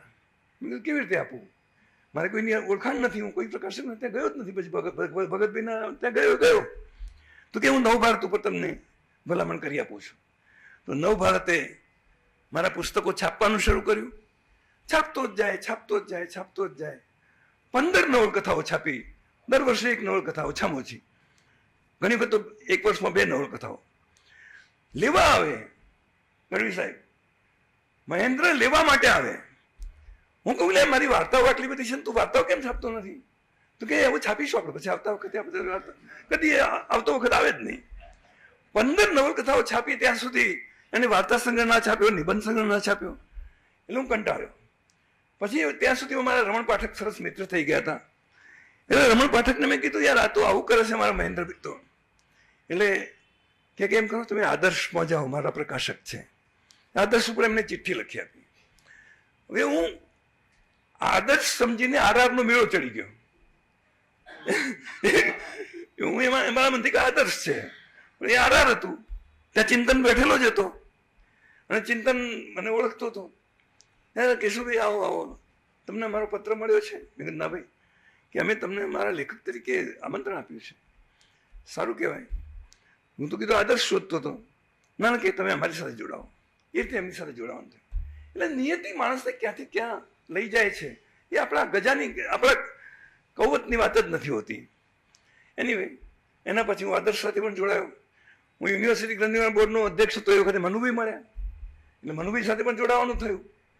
કેટલા બધા પુસ્તકો, એક આદર્શ, એક ગુર્જરમાંથી આવે, બીજું આદર્શ પેલું આરઆરમાંથી આવે, ત્રીજું વળી પાર્શ્વમાંથી આવે, ચોથું વળી રણનાદેમાંથી આવે. મારા અહીં બધા એ પુસ્તકોની યાદી તો પેલા કાર્ડમાં તો હતી. લગભગ 80 પુસ્તકો મારા મૌલિક છે, અને જેના અનુવાદો થયા છે એ અનુવાદો સહિત તમે ગણો તો 100 પર જાય, કારણ કે દરેક ભાષામાં, ઘણી ભાષાઓમાં અનુવાદ થયા છે. મારી જે કૃતિઓ ક્યાંથી મળી મને એ પછી હું વાત કરીશ, પરંતુ અનુવાદો કેવી રીતે થયા અને કેમ થયા. હું સૂરજ બુઝાવેનું પાપ નામની મેં એક નવલકથા લખી. શરૂઆતની મારી 2 નવલકથાઓ જાનપદી નવલકથાઓ તરીકે વખણાઈ. વનવનના પારેવા એ આદિવાસી અંચલ ઉપરની નવલકથા હતી, શામળાજી પટ્ટાની. જોબનવન એ અમારી ત્યાં તલોદ નજીક જ જે આખો મેશ્વોનો, ઠાકોરોનો વિસ્તાર છે, દરબારોનો કહેવાય, એના ઉપરની મારી નવલકથા હતી. અને એ બંને નવલકથાઓને જાનપદી નવલકથાઓ તરીકે બહુ પ્રશંસા મળી. એ મારી લગભગ સિગ્નેચર નોવેલો જ બની ગઈ. ભગવતી કુમાર શર્માએ એવું લખ્યું એના વિશે કે ભાઈ મોટી અપેક્ષાઓ જગાડતી માસલ જાનપદી નવલકથા વનવનના પારેવા વિશે લખ્યું. તો વળી જોબનવનના રંગ એમ કરીને ગ્રંથની અંદર રમણ પાઠકે એનું સરસ રીતે અવલોકન કર્યું. એ રીતે એક પ્રકારની સ્થાપના થઈ ગઈ મારી, એમ કે તો ચાલે. પછી તો મને એ લોકોએ સુરતમાં બોલાવ્યો પણ ખરો, મારું વક્તવ્ય પણ રાખ્યું, બીજા વિસ્તારોમાં પણ જતો આવતો થયો. પેલું ધીરે ધીરે છૂટતું ગયું, સ્ટેથોસ્કોપ છૂટતું ગયું, ઇન્જેક્શન છૂટતું ગયું, અને કલમ જ મારા હાથમાં રહી. હવે કલમમાં શું છે તમે જાણો છો, કલમમાં કંઈ કાવડિયા નથી, કલમમાં કાવડિયા નથી, પણ એનો એક આનંદ છે. મારી એક ઇમેજ ઊભી થઈ ગઈ હતી કે આ તો જાનપદી નવલકથાઓના લેખક, એટલે મેં એમાંથી બહાર નીકળવા પ્રયત્ન કર્યો. મફત ઓજાએ મને પાંગર તો પન્નાલાલ કીધો. રઘુવીરે મારી જોબનવનની પ્રસ્તાવના લખી, એમાં પણ એમને વખાણ કર્યા, પન્નાલાલે પણ વખાણ કર્યા, આશીર્વાદ આપ્યા. એક વાર્તા સંગ્રહ આવ્યો, એનું વિમોચન પણ પન્નાલાલને હાથે થયું, પ્રાતઃરુદન. પણ પછી મને થયું કે મારે એક કોઈ ચોકઠામાં પુરાવું નથી, એટલે મેં એ અરસામાં સત્યાર્થ પ્રકાશ વાંચ્યું. સત્યાર્થ પ્રકાશ વાંચીને મારા દિમાગમાં દયાનંદ સરસ્વતી એટલી હદે જામી ગયા કે મને એમ થયું કે નહીં, આના વિશે તમારે કંઈ કરવું જ જોઈએ. વિવેકાનંદને આપણે ઓળખીએ છીએ, કોઈ પણ જગ્યાએ તમે જશો ને દયાનંદ વિશે પૂછશો તો એને ખબર નહીં પડે કે ભાઈ વિદ્યાર્થી એને વિવેકાનંદની બધાને ખબર છે. ગુજરાતે જ દયાનંદની સૌથી વધારે ઉપેક્ષા કરી છે. એ જ દયાનંદ દિલ્હીમાં બહુ જાણીતા છે, એ જ દયાનંદ ઉત્તર પ્રદેશમાં જાણીતા છે, હરિયાણામાં જાણીતા છે, પણ આપણા ત્યાં દયાનંદની ઉપેક્ષા થઈ છે. મૂર્તિ પૂજાના ભયંકર વિરોધી, અને સાચા અર્થમાં કહીએ તો કેટલીક બાબતોમાં તો એમના વિચારો જ રેશનાલિસ્ટ જેવા. ગાંધીજીને પણ કહેવું પડ્યું કે હું જ્યાં જ્યાં ગયો છું ત્યાં મને ઋષિના ચરણ ચિહ્ન દેખાયા છે. અસ્પૃશ્યતા નિવારણની વાત હોય, રાષ્ટ્રભાષાની વાત હોય, તમે વિચાર કરો કે એમને એ વખતે એની વાત કરી કે ભાઈ નહીં, કોઈએ કહ્યું કે તમે તમારો ધર્મગ્રંથ લખવાના છો, તમે તો સંસ્કૃતના પંડિત છો, તમે સંસ્કૃતમાં જ લખો. તો એમને રમેશભાઈ એમ કહ્યું કે નહીં, એ દેવભાષા છે, દેશભાષાની અંદર લખવું જોઈએ કે જેનાથી દેશના લોકોને ખબર પડે. તો એ દેશનું, રાષ્ટ્રનું, આ બધાનું જે એને ધ્યાન રાખ્યું એ માણસે, ફક્ત 10 વર્ષ એને કામ કરવાના મળ્યા છે, પરંતુ 10 વર્ષની અંદર તો એટલું ગંજાવર કામ એને કર્યું છે. કોઈ કહેવાની હિંમત નહીં કરી શકે આજે કે ગંગાનું પાણી અને તમારા કુવાનું પાણી એક સરખું છે. ગંગાનું પાણી કોઈ વિશેષ પાણી છે જ નહીં, એને હું તમારા કુવાના પાણીથી, તમારી નદીના કે તળાવના પાણીથી જુદું ગણતો જ નથી. આ દયાનંદ કહે છે. કોઈ મૂર્તિની સામે કદીએ એને માથું ઝુકાવ્યું નહીં. તો એવા દયાનંદ, જેણે વૈષ્ણવો જૈનો, મુસલમાનો, ખ્રિસ્તીઓ કોઈને છોડ્યા નહીં. સ્વામિનારાયણની વિરુદ્ધમાં ભયંકર બોલ્યા. જ્યાં જાય ત્યાં શાસ્ત્રાર્થનો પડકાર કરે, અને શાસ્ત્રાર્થનો પડકાર કરે એ વખતે કોઈની હિંમત નહીં કે એ ઝીલી શકે. એ વેદના જ એના દૃષ્ટાંતો આપે, વેદના પુરાવા આપે. એકમાત્ર વેદ જ સાચો, બાકીનું બધું મહાભારત એ કાવ્ય છે, રામાયણ પણ કાવ્ય છે, તમારા પુરાણો બધું એ તો કોઈ કલ્પેલી વસ્તુઓ છે. અને હું માન્ય કરતો નથી, હું માત્ર વેદને માન્ય કરું છું એમ કહીને એને વેદની પ્રતિષ્ઠા કરવાની કોશિશ કરી. નર્મદ જેવો નર્મદ એનાથી આકર્ષાયો અને એમને સુરતની અંદર બોલાવ્યા. દુર્ગાશંકર શાસ્ત્રી અને નર્મદ બે જણાએ એમના પ્રવચનો રાખ્યા. લોકોએ ઢેખાડા માર્યા. નર્મદે આમ પોતે ઢેખાડા ઝીલ્યા, એની સામે દિવાલ થઈને ઉભો રહ્યો.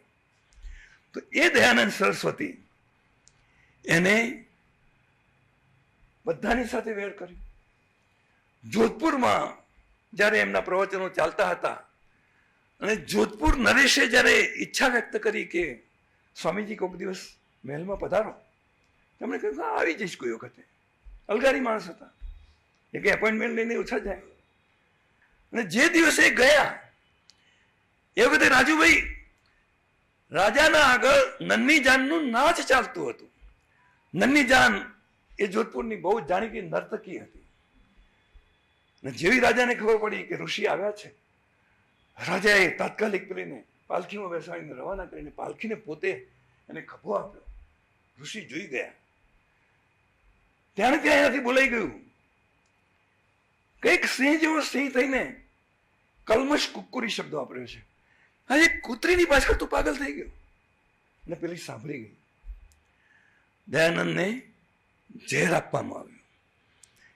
એમના રસોઈયાના મારફત જ ઝેર આપવામાં આવ્યું. કેવી રીતે અપાયું, એ નન્ની જાને કેવું પ્લાનિંગ કર્યું કે બીજા કોઈએ કર્યું, એના ઉપર આપણી પાસે પુરાવા નથી. પણ તમને ઝેર અપાયું એ વાત સાચી હતી. દરરોજ રાતના 10 વાગ્યા સુધી એ સત્સંગ કરતા હતા. જેવો 10નો પહેલો ટકોરો પડે એ વખતે ધીરે રહીને આમ આડા પડવા માંડે. 10મા ટકોરે ઘસઘસાટ ઊંઘી જાય. યોગી હતા. દૂધ પીને સૂઈ જતા હતા. એમને દૂધ પીવડાવવામાં આવ્યું ને એ દિવસે એમને લાગ્યું, ઓહો, આટલી બધી બળતરા કેમ થાય છે. એમને શંકા પડી ગઈ. તરત જ એમને પોતાની પાસે એ વખત તો રોકડા રૂપિયા હતા ને, પેલા રાણી છાપના, તો રોકડા રૂપિયાની થેલી હતી. એ થેલી એમણે એમના જગન્નાથ નામનો બ્રાહ્મણ જ રસોઈયો હતો, એને આપી દીધી અને કહ્યું કે જગન્નાથ, ત્યાં જે કર્યું એ સારું નથી કર્યું, પણ હવે એમ કર, રાતોરાત જોધપુરની સરહદ ઓળંગી જા. સવારે રાજાને ખબર પડશે તો તને ઘાણીએ ઘાલીને તારું તેલ કાઢશે. અને પોતાના હત્યારાને એમણે જીવતદાન આપ્યું. 1 મહિના સુધી રીબાયા. એ સંખ્યા નામનું ઝેર હતું. આર્સેનિક અમે કહીએ છીએ મેડિકલ ભાષામાં. એ તમે દૂધની અંદર ભેળું હતું, પણ એનો રંગ દેખાય નહીં, એનો સ્વાદ પણ ના હોય, અને એનાથી ઝાડા ઉલટી થઈ જાય, ડિહાઇડ્રેશન થઈ જાય, તમારા બધા અંગો, કિડની ખલાસ થઈ જાય. 1 મહિનો જતા એમનું અવસાન થયું. એ દયાનંદ સરસ્વતીનું ને જેને ઝેર આપ્યું હશે એને ક્યારેક તો એનો પસ્તાવો થયો હશે કે નહીં. હું માણસની માણસાઈમાં ભરોસો રાખનારો લેખક છું. માણસ માત્ર ને કંકુનો વાલો હોય છે, કોઈને મેષનો વાલો નથી હોતો. મજબૂરી વશ ક્યારેક એ ખોટું કરી બેસે છે, ક્યારેક પૈસાની લાલચમાં, ક્યારેક સ્ત્રીની લાલચમાં, ક્યારેક સત્તાની લાલચમાં. તો પેલાને પણ ક્યારેક એવું થયું હશે કે નહીં. ઇતિહાસ એ વિશે મૌન છે જનકભાઈ, પરંતુ મેં એ બીડું ઝડપ્યું. કલ્પના કે ફરતો ફરતો એ જગન્નાથ એકવાર એક શિવાલયમાં ઉતરે છે. શિવાલયનો જે પૂજારી છે નાગરવન મહારાજ, એ આમ દયાનંદનો અનુયાયી છે, પરંતુ પેટ ખાતર એની મૂર્તિ પૂજા કરવી પડે છે. પરંતુ સૂત્રો દયાનંદના લખેલા છે. એ એની દહોત્રી સાથે રહે છે, રૂચા સાથે. જ્યારે આવો એક અતિથિ પોતાને ત્યાં આવે છે અને એની સાથે સત્સંગ થાય છે ને એમ કહે છે, ઓહો, આ મહાપુરુષ સાથે તો મારે સારો સંબંધ હતો, એટલે પેલા તો એને પગે પડે, તું તો તમારી વાત કરો ને. તો એમની સાથેના બધા પ્રસંગો એ વાત કરે, ત્યાં સુધી એમને ખબર ન પડે કે આ એમનો હત્યારો છે. સવારે જ્યારે રાતે સૂર્યાસ્ત પછી ત્યાં આવ્યો છે, સૂર્યોદય થતા એ નીકળી જાય એનો નિયમ બની ગયો છે. તો નીકળવાનો થાય છે એ વખતે નાગરવન મહારાજ એમની દીકરીને કહે છે, દૌહિત્રીને, કે બેટા અતિથિનું યોગ્ય સન્માન કરીને એમને વિદાય કરો, એમને શાલ આપો, એમને 11 રૂપિયા આપો. એ વખતે પેલાથી કહેવાઈ જાય છે, મહારાજ હું એના માટે યોગ્ય નથી, મેં તો સૂરજ બુઝાવવાનું પાપ કર્યું છે. આ એક સાંસ્કૃતિક નોવેલ. જો વિષયો ક્યાંથી ક્યાં મળે છે. તમારી પાસે પુરાણો છે, ઇતિહાસ છે, સાહિત્ય અને ઇતિહાસ અલગ છે, અને છતાં મહાભારતકાર એમ કહે છે કે આ સાહિત્ય પણ છે, આ કવિતા પણ છે અને આ ઇતિહાસ પણ છે. હકીકતમાં મહાભારત તો એમની પોતાની આત્મકથા છે આમ જોવા જાવ તો, કારણ કે એમના જ નિયોગ કર્મથી થયેલા રાજવંશીઓની એ વાત છે. પરંતુ એ એમના નિયોગ કર્મથી તો 3 પુત્રો થયા છે. એમનો એક પુત્ર વિદુર, એ અદ્દલ એમના જેવો છે, એટલો જ વિદ્વાન છે, શરીરે બિલકુલ સક્ષમ છે, દેખાવડો છે. કારણ કે જે દાસીની સાથે એમને નિયોગ કર્યો, એ નિયોગ કરતી વખતે ખુશ હતી કે ઓહો, આવો મોટો ઋષિ એ મારી સાથે. એટલે એને જે પ્રસન્નતા વ્યક્ત કરી એના કારણે એને આવો એક પુત્ર જન્મ્યો છે. પેલી જે આંખ વિચાઈ ગઈ એને આંધળો પુત્ર જન્મ્યો છે. પેલી જે ફિક્કી પડી ગઈ એને પાંડુ રોગ વાળો પુત્ર જન્મ્યો છે. તો ખરેખર તો લાયક કોણ હતો રાજા થવા માટે? અખંડિત જે હતો તે. પરંતુ ખંડિત બંને રાજાઓ થઈ શક્યા. પેલો એટલા માટે ન થઈ શક્યો કારણ કે દાસી પુત્ર હતો, એ શુદ્ર હતો. એના ઉપરથી મને સૂજી શુદ્રાવતાર. શુદ્રાવતાર પણ મારી એક સિગ્નેચર નોવેલ કહી શકાય એવી છે. એની અંદર મેં જગમોહન શાહે એની પ્રસ્તાવના લખી છે, અને એની અંદર મેં જ્યાં વ્યાસે જે સ્પેસ આપી છે મને એનો ઉપયોગ કર્યો છે. વ્યાસે વિદુરને ખાલી વિદુર નીતિ પૂરતા મહત્વ આપ્યું છે.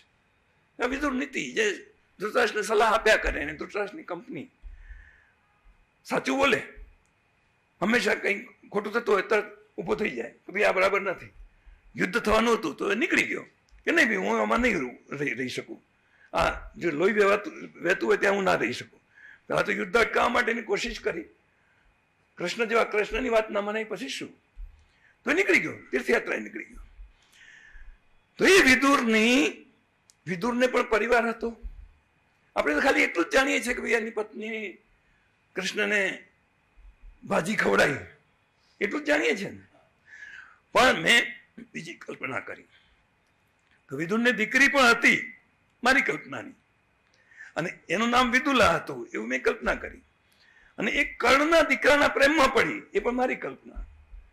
કર્ણ પણ શૂદ્ર ગણાયો હતો, પણ પછી દુર્યોધને એને રાજા બનાવ્યો. એટલે કર્ણ એને ના પાડે કે નહીં, તું પરણેલો છે ને આ તો પેલી તો હું રાજા છું. તો જુઓ આપણા ત્યાં જે જાતિ વ્યવસ્થા છે, એટલે ક્યાંથી ક્યાં સુધી આપણે એનો કેટલો લાભ લઈ શકીએ છીએ, જે સ્પેસ આપણને આપે છે આપણો આવો મહાકવિ. એ વિદુર ઉપર આખા હિન્દુસ્તાનમાં કોઈ સર્જનાત્મક નવલકથા લખાઈ નથી. ભીષ્મ ઉપર લખાઈ, કર્ણ ઉપર તો ઘણું બધું લખાયું, બીજું બધું થયું. વિદુર ઉપર કોઈ ના લખ્યું. યુધિષ્ઠિર ઉપર લખાઈ છે, મેં લખી, અને મને એનાથી આત્મસંતોષ થયો. હું જે કંઈ લખું એ આત્મસંતોષ ખાતર લખું છું. એમ નહીં કે ભાઈ આને ઇનામ મળી જશે, આનો એવોર્ડ મળી જશે, એવો વિચાર જ નહીં કરવાનો. મારી જે કૃતિઓ છે એ દરેકમાં હું એક અલગ નવો થીમ લાવું છું, એક નવો વિષય કલ્પું છું. અને એ વિષય કલ્પતા કલ્પતા મને મહિનાઓ ચાલ્યા જાય. મને એક નવલકથા લખતા ઘણી વખત વર્ષોના વર્ષો થાય છે. અધૂરી રહી જાય તો એમને પડી રહેવા દઉં. એક કાળ ચોઘડિયું કરીને નવલકથા શરૂ કરી હતી આજથી 40 વર્ષ પહેલા. હજી એમને એમ પડી છે. 1000 પાના લખાયા છે. સાગા લખવાનો આઈડિયા હતો, 4 પેઢીની વાર્તા લખવાની વાત હતી. એ દરમિયાનમાં અમારા કુટુંબમાં એક એવી ઘટના બની ગઈ, એનાથી આઘાત થયો. રહી હવે જ્યારે હાથમાં લેવાય તો ખરી નહીં રહી. મેં હંમેશા નારીને નારાયણી તરીકે જોઈ છે. એના તરફ અપાર એક પ્રકારનો સદભાવ, રુજુતા ભાવ. એટલે મારા નારી પાત્રો એ કદાચ નાયકો કરતા ચડિયાતા બન્યા છે. જોબનવનની વનબા હોય કે બીજી કોઈ પણ નવલકથાની કોઈ પણ નાયિકા તમે લઈ લો, તો એ એના નાયક કરતા કંઈક જુદી હશે, કંઈક ચડિયાતી લાગતી હશે, કંઈક વધારે એનામાં વિશેષતા દેખાતી હશે. આ બધું મારી કૃતિઓમાં કેવી રીતે આવ્યું? જો હું જાહેર જીવનમાં ન હોત, જો હું ડોક્ટર ના હોત, જો નારી મારા ત્યાંથી ક્યાંથી આવે છે? હું ડોક્ટર થયો, સ્ત્રીઓ મારી પાસે આવતી, કાનમાં એવી વાત કહેતી કે જે એના પતિને ના કહી શકે, કદાચ એની બેનપણીને પણ ના કહી શકે કે સાહેબ કુંડાળામાં પગ પડી ગયો છે અને એમાંથી એને મુક્ત કરવાની હોય. હવે અનેક કેસો આવતા હોય, અનેક વાર્તાઓ સામે ચાલીને મળતી હોય. કોઈમાંથી એક ટૂંકી વાર્તા મળે, કોઈમાંથી આખી આખી નવલકથા મળે. પછી તો આપણે છીએ અને આપણી કલમ છે. મને એમ લાગે છે કે જીવનની અંદર લેખક બનવું એનાથી મોટું બીજું સદભાગ્ય હોઈ ના શકે. રવિન્દ્રનાથ ટાગોરે પણ કહેલું, ગુરુ નાનકે પણ કહેલું. ગુરુ નાનકે કહેલું કે હે લેખક, તું કંઈક જુદી માટીનો માણસ છે, તું કંઈક બીજી દુનિયાનો માણસ છે. ટાગોરે કહ્યું કે યુ આર એ ગિફ્ટેડ સોલ, તું એક વરદાન પામીને આવેલો આત્મા છે. અને એ રીતે હું સતત લખતો રહ્યો છું. એનાથી મને એક શાતા વળે છે, એનાથી મારું સ્ટ્રેસ રિલીફ થાય છે. એટલે હું આ ઉંમરે પણ મને ડાયાબિટીસ નથી, પોલિટિક્સમાં પડ્યો એના કારણે બીપી થયું હતું, એની ગોળી હજી લઉં છું પણ બીપી આવતું જ નથી. હવે જો હું બીપીની ગોળી બંધ કરું તો ડોક્ટરો ના પાડે છે, ના એ તો હવે આજીવન લેવી પડશે. પેલા કિડની વાળા ડોક્ટર એ મારું એટલું બધું ધ્યાન રાખે, પ્રોસ્ટેટનું ધ્યાન રાખે છે, કહે છે કે તમને ઓપરેશન કર્યા વગર ગોળીથી ચલાવી રાખીશું. બીજા એવા 2-3 ડોક્ટરો છે, એક સાયકિયાટ્રિસ્ટ છે, એ દર અઠવાડિયે મારે ત્યાં આવે, પોતે ચા મૂકે, મને પીવડાવે. એ મારા ડિપ્રેશનનું ધ્યાન રાખે છે. એક વિધાનસભાના ડોક્ટર છે, ડોક્ટર અનિલ ચૌહાણ, એ આવે અને નીચેથી ફોન કરે કે હું આવી ગયો છું, પછી મને ઘૂંઘટ હોટલમાં લઈ જાય, નાસ્તો કરાવે, ચા પીએ, 1-2 કલાક વાતો કરીએ, પાછા આવીએ. પર્સનલ કેર લેનારા આવા જે કેટલાક મિત્રો છે, જેની સાથે મારે કોઈ લોહીની સગાઈ નથી, જેમનું મેં કશું જ કર્યું નથી, તો એક વ્યક્તિ તરીકે હું મારી જાતને કોઈ જાતનો ગણતો નથી, કોઈ ગામનો ગણતો નથી, વિશ્વનો પણ ગણતો નથી. હું બ્રહ્માંડનો માણસ છું. હું એમ માનું કે કાલે ઉઠીને કોઈ ચંદ્ર ઉપર રહેવા જશે, કોઈ મંગળ ઉપર રહેવા જશે, એ વખતે પછી કહે કે અમે ભાઈ ખાલી આ પૃથ્વીના માણસો છીએ, નહીં ચાલે. એટલે હું જે કંઈ વિચારું છું એ 2 સૈકા પછીનું વિચારું છું. હું તો કદાચ કાલે ના પણ હોઉં, પરંતુ એકવાર મેં કહ્યું હતું આપણા માનનીય વડાપ્રધાનને, એમને એક સરસ વાર્તા લખી હતી અને વાર્તાનું અવલોકન કરવાનું મને સોંપ્યું હતું. એ વાર્તા એવી હતી કે 2 પ્રેમીઓ હોય છે અને યુનિવર્સિટીમાં ભણતા હોય છે.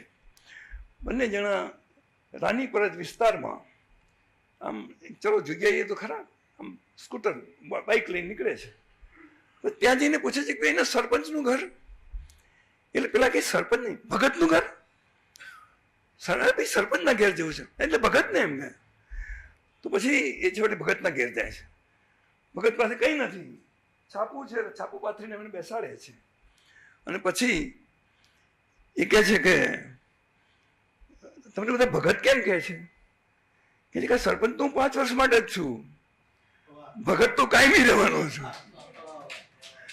એટલે મેં એ વખતે એમને કહ્યું હતું કે જો આ તમારી જે આઈડેન્ટિટી છે ને એ આજે કાલે કદાચ 20 વર્ષે 25 વર્ષે એ પૂરી થઈ જશે, પરંતુ એક રાઇટર તરીકે જો તમે સ્થાપિત થાઓ તો એ 100 વર્ષે તમારું પુસ્તક વંચાય.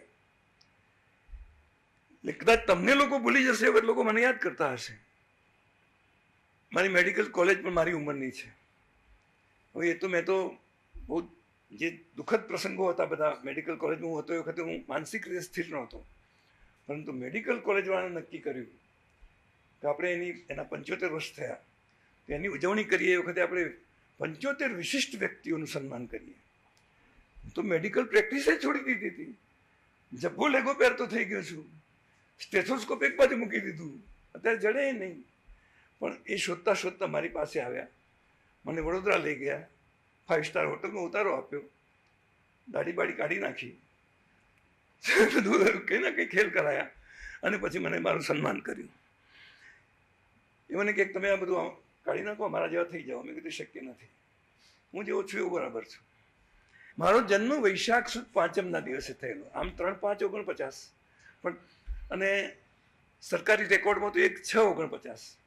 એ તો બધા 1/6 ઘણા જન્મી જતા હોય ને, શિક્ષકો જન્માવી દે બધાને. હા, પણ મારા ફાધર થોડું ભણેલા હતા એટલે જોશી મહારાજની પાસે મારી કુંડળી કઢાવેલી અને એમણે આ તારીખ પણ લખેલી, તિથિ પણ લખેલી. વૈશાખ સુદ 5મની સવાર, સૂર્યોદય પહેલા બ્રહ્મ મુહૂર્તમાં. એ વખતે એક આપણો બહુ જ મોટો મહાપુરુષ જન્મ્યો હતો. એનું નામ શંકરાચાર્ય હતું, આદિશંકર. એટલે મને ક્યારેક તો એમ થાય કે આ સમયે હું જન્મ્યો છું એટલે શંકરાચાર્ય થોડા 32 વર્ષ જ જીવ્યા અને એની અંદર આખા દેશની અંદર ફરી વળ્યા, 4 જગ્યાએ 4 પીઠો સ્થાપી, આટલું બધું લખ્યું. શંકરાચાર્યનું એટલું લલિત સાહિત્ય છે. ભજ ગોવિંદમ ગોવિંદમ ભજ મૂઢ મતે એ હોય કે બીજું કંઈ પણ. પુનરપી જન્મ પુનરપી મરણમ પુનરપી જનની જઠરે શયનમ એ સંસારે બહુ દુસ્તારે કૃપયા પારે પાહી મુરારે. અને શંકરાચાર્યની સેક્સની તો ખબર પડે નહીં, તો એ જ્યારે પેલી પૂછે એ વખતે કે ભાઈ મને 1 વર્ષ આપો તમે, અને પછી પોતાની પરકાયા પ્રવેશ કરે, પોતાનો દેહ છોડી દે અને જે પેલો રાજા મરી ગયો છે એની અંદર પ્રવેશ કરે. એ રાજા જે કામ સુખ માનતો હોય એટલે કામ શું વસ્તુ છે એનું બરાબર નોલેજ લઈને આવે ને પછી પેલો જવાબ આપે કે જો, અને એનો ઘરવાળો એનો શિષ્ય થઈ જાય, ઉંમરમાં બહુ મોટો હોય તો પણ. એટલે આ શંકરાચાર્ય સાથે પણ મારું એક અનુસંધાન થાય કે ભાઈ શંકરાચાર્ય જે દિવસે જન્મેલા, જે બ્રહ્મ મુહૂર્તમાં જન્મેલા, એ જ બ્રહ્મ મુહૂર્તમાં હું જન્મ્યો છું આટલા વર્ષો પછી. એટલે હું કોઈ સામાન્ય માણસ છું એવો મારે ખ્યાલ ના રાખવો જોઈએ. એટલે એક અસામાન્યતાનો ખ્યાલ એ સતત રહ્યા કર્યો છે. જો હું મારી જાતને રજકણથી નીચે મૂકવાની કલ્પના પણ કરી શકતો નથી. ગાંધીજી એવી કલ્પના કરે છે કે રજકણથી નીચો. મોસો કૌન કુટિલ ખલકામી, એમની આત્મકથામાં શરૂઆતમાં જે લખે છે કે મારા જેવો કુટિલ, સુરદાસનું ભજન, મોસો કૌન કુટિલ ખલકામી, જેહી જન્મ દિયો તાહી બિસરાયો એસો નમક હરામી, ભરી ભરી ઉદર વિષય કો ધાવો એસો જૈસો સુકર ગ્રામી. ગામડાનું કૂતરું જેવી રીતે પેલું ખાઈ ખાઈને પછી પાછું એ દોડતું હોય એ રીતે એવો હું તો છું. હું એવું નથી. હું શું કામ મારી જાતને હલકી ગણું? આત્મસન્માન એ મારો ગુણધર્મ છે. કૃષ્ણની જેમ હું સત્ય ને ધર્મ ખાતર પણ કૂડકપટ ના કરું. કૃષ્ણએ કૂડકપટ કર્યા, ભાઈ આ પણ કરવા પડે, સમય આવે તો કૂડકપટ કરીને પણ આપણે જીતવું પડે. હું જીતવા માટે કૂડકપટ ના કરું. એટલે હું એમ માનું કે મારા પૂર્વસૂરીઓ ભલે અવતારો ગણાયા હોય પણ એ કરી ગયા એવું મારે કરવાનું. એ માનો કે એમને કર્ણને કેવી રીતે મારી નખાયો, ભીષ્મને કેવી રીતે મારી નખાવ્યા, દુર્યોધનને કેવી રીતે મારી નખાવ્યો. આ તો ના ચાલે યાર. છેવટે પછી આપણે કોઈના બાણથી વિંધાવવું પડે. જે મેં શુદ્રાવતાર નવલકથા લખી એમાં આ બધી વસ્તુ મેં લખી કે શુદ્રાવતારમાં જે વિદુર છે એ એક એવું પાત્ર છે કે જેને કુદરતી મૃત્યુ મળે છે.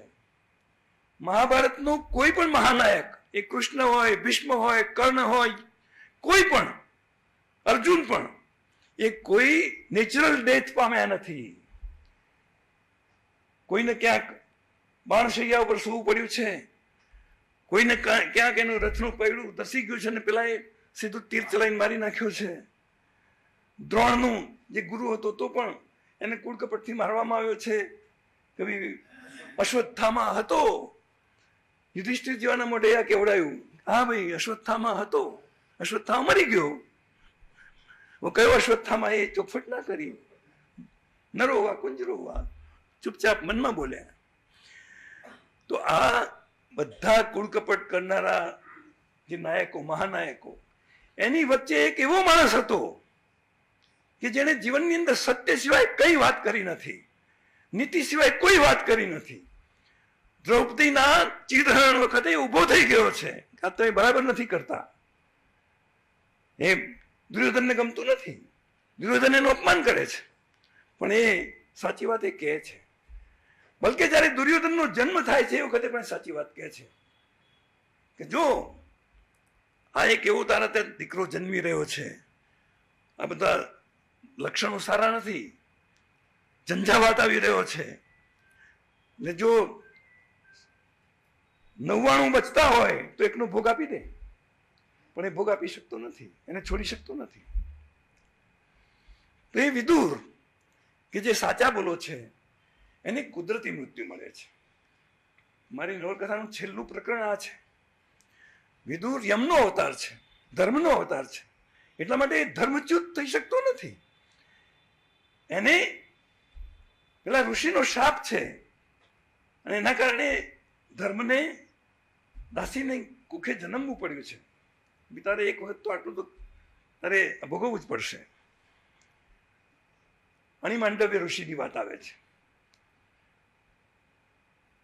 વિદુર અને ધૃતરાષ્ટ્ર, ગાંધારી, કુંતી, એમની સાથે સંજય પણ ગયો છે. એ જ્યારે સતયુગના આશ્રમમાં એમને યુધિષ્ઠિર મૂકી આવ્યો છે. યુધિષ્ઠિર તો કોઈ સંજોગોમાં જવા ના જાય, પણ વ્યાસે કહ્યું કે હવે એમને 3 વર્ષ જ બાકી છે એમના જીવનના, તો એમને હવે આવતા ભવની તૈયારી કરવી પડે. અને એનું એક મુખ્ય કારણ હતું યુધિષ્ઠિર ધૃતરાષ્ટ્રને ખોટું લાગવાનું કે ભીમ દારૂ પીધેલી હાલતમાં એવું બોલી ગયો કે આ ધૃતરાષ્ટ્રના 100 દીકરાઓને મેં પગની નીચે આમ કચડી નાખ્યા, મારી નાખ્યા. આ માણસે અમને ખતમ કરવામાં કંઈ બાકી જ નથી રાખ્યું, અમારી સામે કૂળકપટ કરવામાં એને કંઈ બાકી જ નથી રાખ્યું, અને છતાં અત્યારે કેવી મોજ કરે છે અમારા ત્યાં. એના તો છોકરાઓ મરી ગયા, તો અમારે ત્યાં કેવો અમારો બાપ થઈને બેઠો છે. દારૂની હાલતમાં એવું બોલ્યો અને એના કાને પડ્યું. એ વખતે એને વિદુરને પૂછ્યું કે વિદુર, આજે તો ભીમે આવું કીધું. તો એને કહે ભીમે શું ખોટું કીધું? ભીમે સાચું જ કીધું ને. તો કહે છે કે હવે શું કરવું જોઈએ આપણે? આપણે તપોવનમાં જવું જોઈએ. પણ તપોવનમાં મને યુધિષ્ઠિર ના જવા દે. તો યુધિષ્ઠિર ના જવા દે તો હું બેઠો છું ને, તો ચિંતા ના કર. એ વ્યાસને બોલાવે છે અને વ્યાસ મારફત યુધિષ્ઠિરને સમજાવે છે. યુધિષ્ઠિર રડે છે અને છતાં ત્યાં વ્યવસ્થા કરી આપે છે તપોવનમાં વ્યાસના કહેવાથી. ને તપોવનમાં જતા વેત વિદુર મોઢામાં કાંકરા ગાલે છે, પાણી પીવાનું બંધ કરે છે, ભોજન લેવાનું બંધ કરે છે, માત્ર વાયુ ભક્ષણ કરીને જીવે છે ચૌહાણ સાહેબ. અને વાયુ ભક્ષણ કરીને જીવતો આજુબાજુ વાંટા મારે કરે છે, એને વિષ્ટાનું પણ ભાન નથી, પરંતુ એની વિષ્ટામાં પણ દુર્ગંધ આવતી નથી. અને એ જ્યાં જ્યાંથી નીકળે છે ત્યાં એક તેજનો લીસોટો દેખાય છે. એટલે જ્યારે 1 વર્ષ પછી આખા રસાલા સાથે યુધિષ્ઠિર આ વડીલોને મળવા માટે સતયુગના આશ્રમમાં જાય છે, ત્યારે વિદુર નથી દેખાતા. એટલે કહે છે કે વિદુર કાકા ક્યાં? તો કહે છે એ તો આ રીતે આવ્યા તે દિવસના વાયુ ભક્ષણ કરીને જીવે છે, અહીં છે જ નહીં. પણ એક તું જો ક્યાંક તેજનો લીસોટો દેખાય તો એનો પીછો કર. અને તેજનો લીસોટો દેખાય છે ત્યારે એનો પીછો કરતો કરો યુધિષ્ઠિર જાય છે. વિદુર આગળ આગળ ચાલતા જાય છે, પેલો પાછળ પાછળ દોડતો જાય છે. એક ઝાડના થડ આગળ જઈને વિદુર ઉભા રહે છે. યુધિષ્ઠિર એમને નમસ્કાર કરવા જાય છે અને પોતાનું તમામ તેજ એની અંદર આરોપીને શાંત બની જાય છે. અને એમ થાય છે કે હવે કાકાના અગ્નિ સંસ્કાર કરું કે દાહ સંસ્કાર કરું. તો એ વખતે આકાશવાણી થાય છે કે આ તો ધર્મનો અવતાર હતા, એ વૃક્ષ સાથે વૃક્ષ થઈ ગયા છે, એમને કોઈ સંસ્કાર કરવાની જરૂર નથી, તું તાર પાછો જા. તો આ વિદુર સત્યનો ઉપાસક, આપણે ગાંધીજીને સત્યના ઉપાસક કહીએ છીએ ને, એના પહેલાનો એમનો પૂર્વસૂરી તો વિદુર છે. એક રીતે એમનો પૂર્વસૂરી દયાનંદ સરસ્વતી પણ છે. મેં શોષણ જેનું પણ થયું છે એના વિશે એની તરફદારી કરી છે અને એની કથાઓ લખી છે. પછી એ સ્ત્રી હોય, પછી આદિવાસી હોય, એ દલિત હોય, મને હંમેશા એનું એક પ્રકારનું એના તરફનો સદભાવ રહ્યા કર્યો છે. અને મને એક આત્મસંતોષ થાય છે કે ચલો બીજું કંઈ તો હું કરી શકતો નથી. ગુજરાતની અંદર રમખાણો ચાલતા હતા ત્યારે 1985ના રમખાણો મેં મારી નજર સામે જોયા કે જે ભુરાવાલા શેઠ એની ગાડીમાં બેસાડીને મને પ્રાંતિજથી તલોદ લાવતો હતો, એની દુકાન લૂંટાઈ રહી છે, અમે એને રોકી શકતા નથી. એના માટે ફરિયાદ કરવા હું જઉં છું પોલીસ સ્ટેશને. પણ પછી મને એમ થાય છે કે આનાથી શું, મારે કંઈ લખવું જોઈએ. અને હું જોખમ ખેડીને ઉદય નવલકથા લખું છું. ઉદય પણ મારી એક સિગ્નેચર નોવેલ છે. ઉદયની કલ્પના એ રીતે આવી છે. પછી 2002ના જ બીજા રમખાણો થયા, એ વખતે ધર્મયુદ્ધ નામની નવલકથા લખું છું. આ બે નવલકથાઓ એ બંને ભેગી એની એડિશન પાછું RR પબ્લિશ કરે છે. એકની પ્રસ્તાવના દર્શક લખે છે અને બીજાની પ્રસ્તાવના નારાયણ દેસાઈ લખે છે. ને નારાયણ દેસાઈ તો ત્યાં સુધી કહે છે કે ગુજરાતના પાપોનું પ્રક્ષાલન આ માણસે કર્યું છે. હું એમ નથી કહેતો કે હું પાપોનું પ્રક્ષાલન કરી શકું. મેં એમ લખ્યું છે કે મને આનાથી કઈ સંતોષ થયો નથી. તુલસીદાસની જેમ હું એમ નથી કહી શકું એમ કે પાયો પરમ વિશ્રામ. મને તો સતત માનસિક રીતે એક ભયંકર દાહ રહ્યા કરે છે કે આપણે કશું કરી શકતા નથી. મેં જો 2 પરિવારોને બચાવ્યા હોત તો કદાચ મને વધારે સંતોષ થયો હોત. 2 નવલકથાઓ જ લખી શક્યો છે, એમાં શું મોટું કામ કર્યું. લીલો દુકાળ નામની મારી નવલકથા છે. એ જે સરહદ ઉપર જે કાશ્મીરથી કન્યાકુમારી સુધી જનારા ટ્રકર્સ, ટ્રક ડ્રાઈવર અને ટ્રકના કંડક્ટર, એમની દેહ ભૂખ સંતોષવા માટે જે રીતે ત્યાં રોકાતા હોય છે અને આખું ને આખું ગામ એ ધંધા તરફ વળી જતું હોય છે. ખુદ પિતા એની દીકરીને મોકલે છે, માતા એની દીકરી પાસે એવું કામ કરાવે છે, પતિ એની પત્ની પાસે એવું કામ કરાવે છે. લીલો દુકાળ, લાગણીઓનો દુકાળ પડ્યો છે.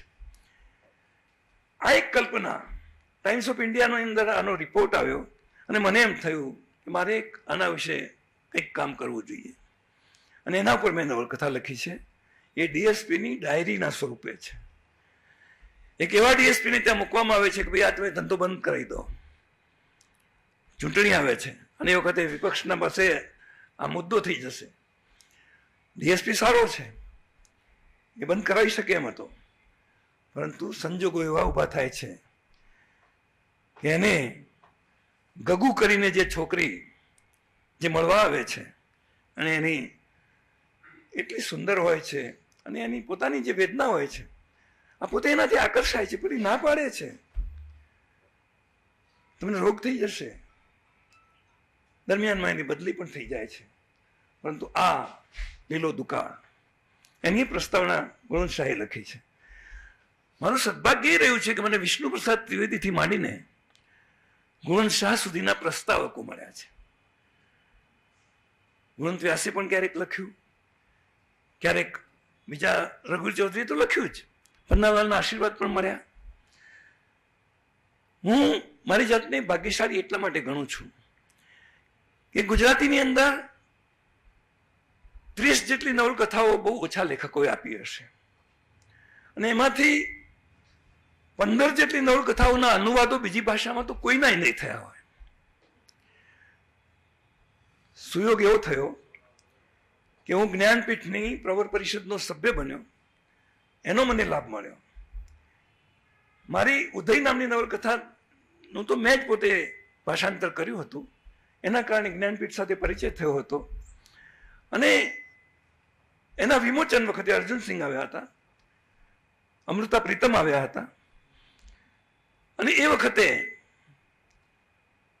આઈ પાંડુરંગ રાવ નામના જે જ્ઞાનપીઠના ડાયરેક્ટર હતા, એમને એમ કહેલું कि यह केवल उपन्यास नहीं है, यह उपनिषद भी है. એ વખતે ઓડિયન્સમાં માધવસિંહ સોલંકી બેઠા હતા. ઓડિયન્સમાં પીકે લેરી વખત ત્યાં નોકરી કરતા હતા, એ ત્યાં બેઠેલા હતા. અને બીજા સંસદ સભ્યો પણ હતા. અને યોગાનુયોગ એ બાબરીની વર્ષી હતી, 6 ડિસેમ્બર હતી. સચ્ચિદાનંદ મહારાજને પણ હું લઈ ગયો હતો. એમને સૂરજ બુજારાનું પાપનો પણ અનુવાદ થયેલો, એટલે એના વિશે બોલ્યા હતા. એટલે મિત્રો, મને તક મળી, જ્ઞાનપીઠે તક આપી. એના કારણે હું હિન્દી જગતમાં ગયો. હિન્દીમાંથી બીજી ભાષાઓમાં અનુવાદો થયા.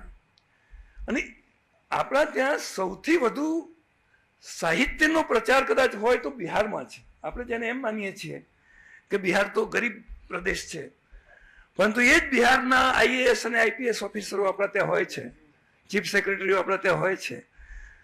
વધારે વધારે પરીક્ષાઓમાં એ જ પાસ થાય છે. તો બિહાર મને એ રીતે ફળ્યું છે કે રામધારીસિંહ દિનકર ટ્રસ્ટ ત્યાં ચાલે છે. અને યોગાનુયોગ એ લોકોએ એ રામધારીસિંહ દિનકરના નામની સ્કૂલ બનાવી નાલંદામાં. તો એનું ઉદ્ઘાટન મારી પાસે કરાવ્યું હતું. કારણ કે એના જે એ ટ્રસ્ટના પ્રમુખ નીરજ કુમાર, એ મારા ચાહક થઈ ગયેલા મારી નવલકથાઓના કારણે. તો એમણે હાથી ઉપર મારો વરઘોડો કાઢેલો. આ તમને કહું, હાથી ઉપર. એ વખતે મેં એમને કહ્યું કે તમને આ આઈડિયા ક્યાંથી આવ્યો? એમને ખબર નહોતી કે હાથીવાળું તો આપણા ત્યાં પહેલા થયું હતું, આપણા પાટણની અંદર થયું હતું. હા, પણ એ પછી વર્ષની અંદર ઓછામાં ઓછા 1-2 વખત હું બિહાર જતો હોઉં છું. નાલંદા આખું જોયું, એનો નાશ થયેલો જોયો. નાલંદા યુનિવર્સિટી બનવી જોઈએ અને ભવ્ય યુનિવર્સિટી બનવી જોઈએ, એના માટેનું એક આંદોલન શરૂ થયું, ઉઠો નાલંદા, એ શીર્ષકથી. અને એનું પણ નેતૃત્વ મેં સંભાળ્યું. આ બધી વસ્તુઓ ગુજરાતના છાપાઓમાં ના આવી હોય. હમણાં ગઈ નવરાત્રી વખતે મુઝફ્ફરપુર, એટલે કે બિહાર, ઉત્તર બિહારની રાજધાની, બિહારની રાજધાની તો પટના, પણ ઉત્તર બિહારની રાજધાની મુઝફ્ફરપુર કહેવાય.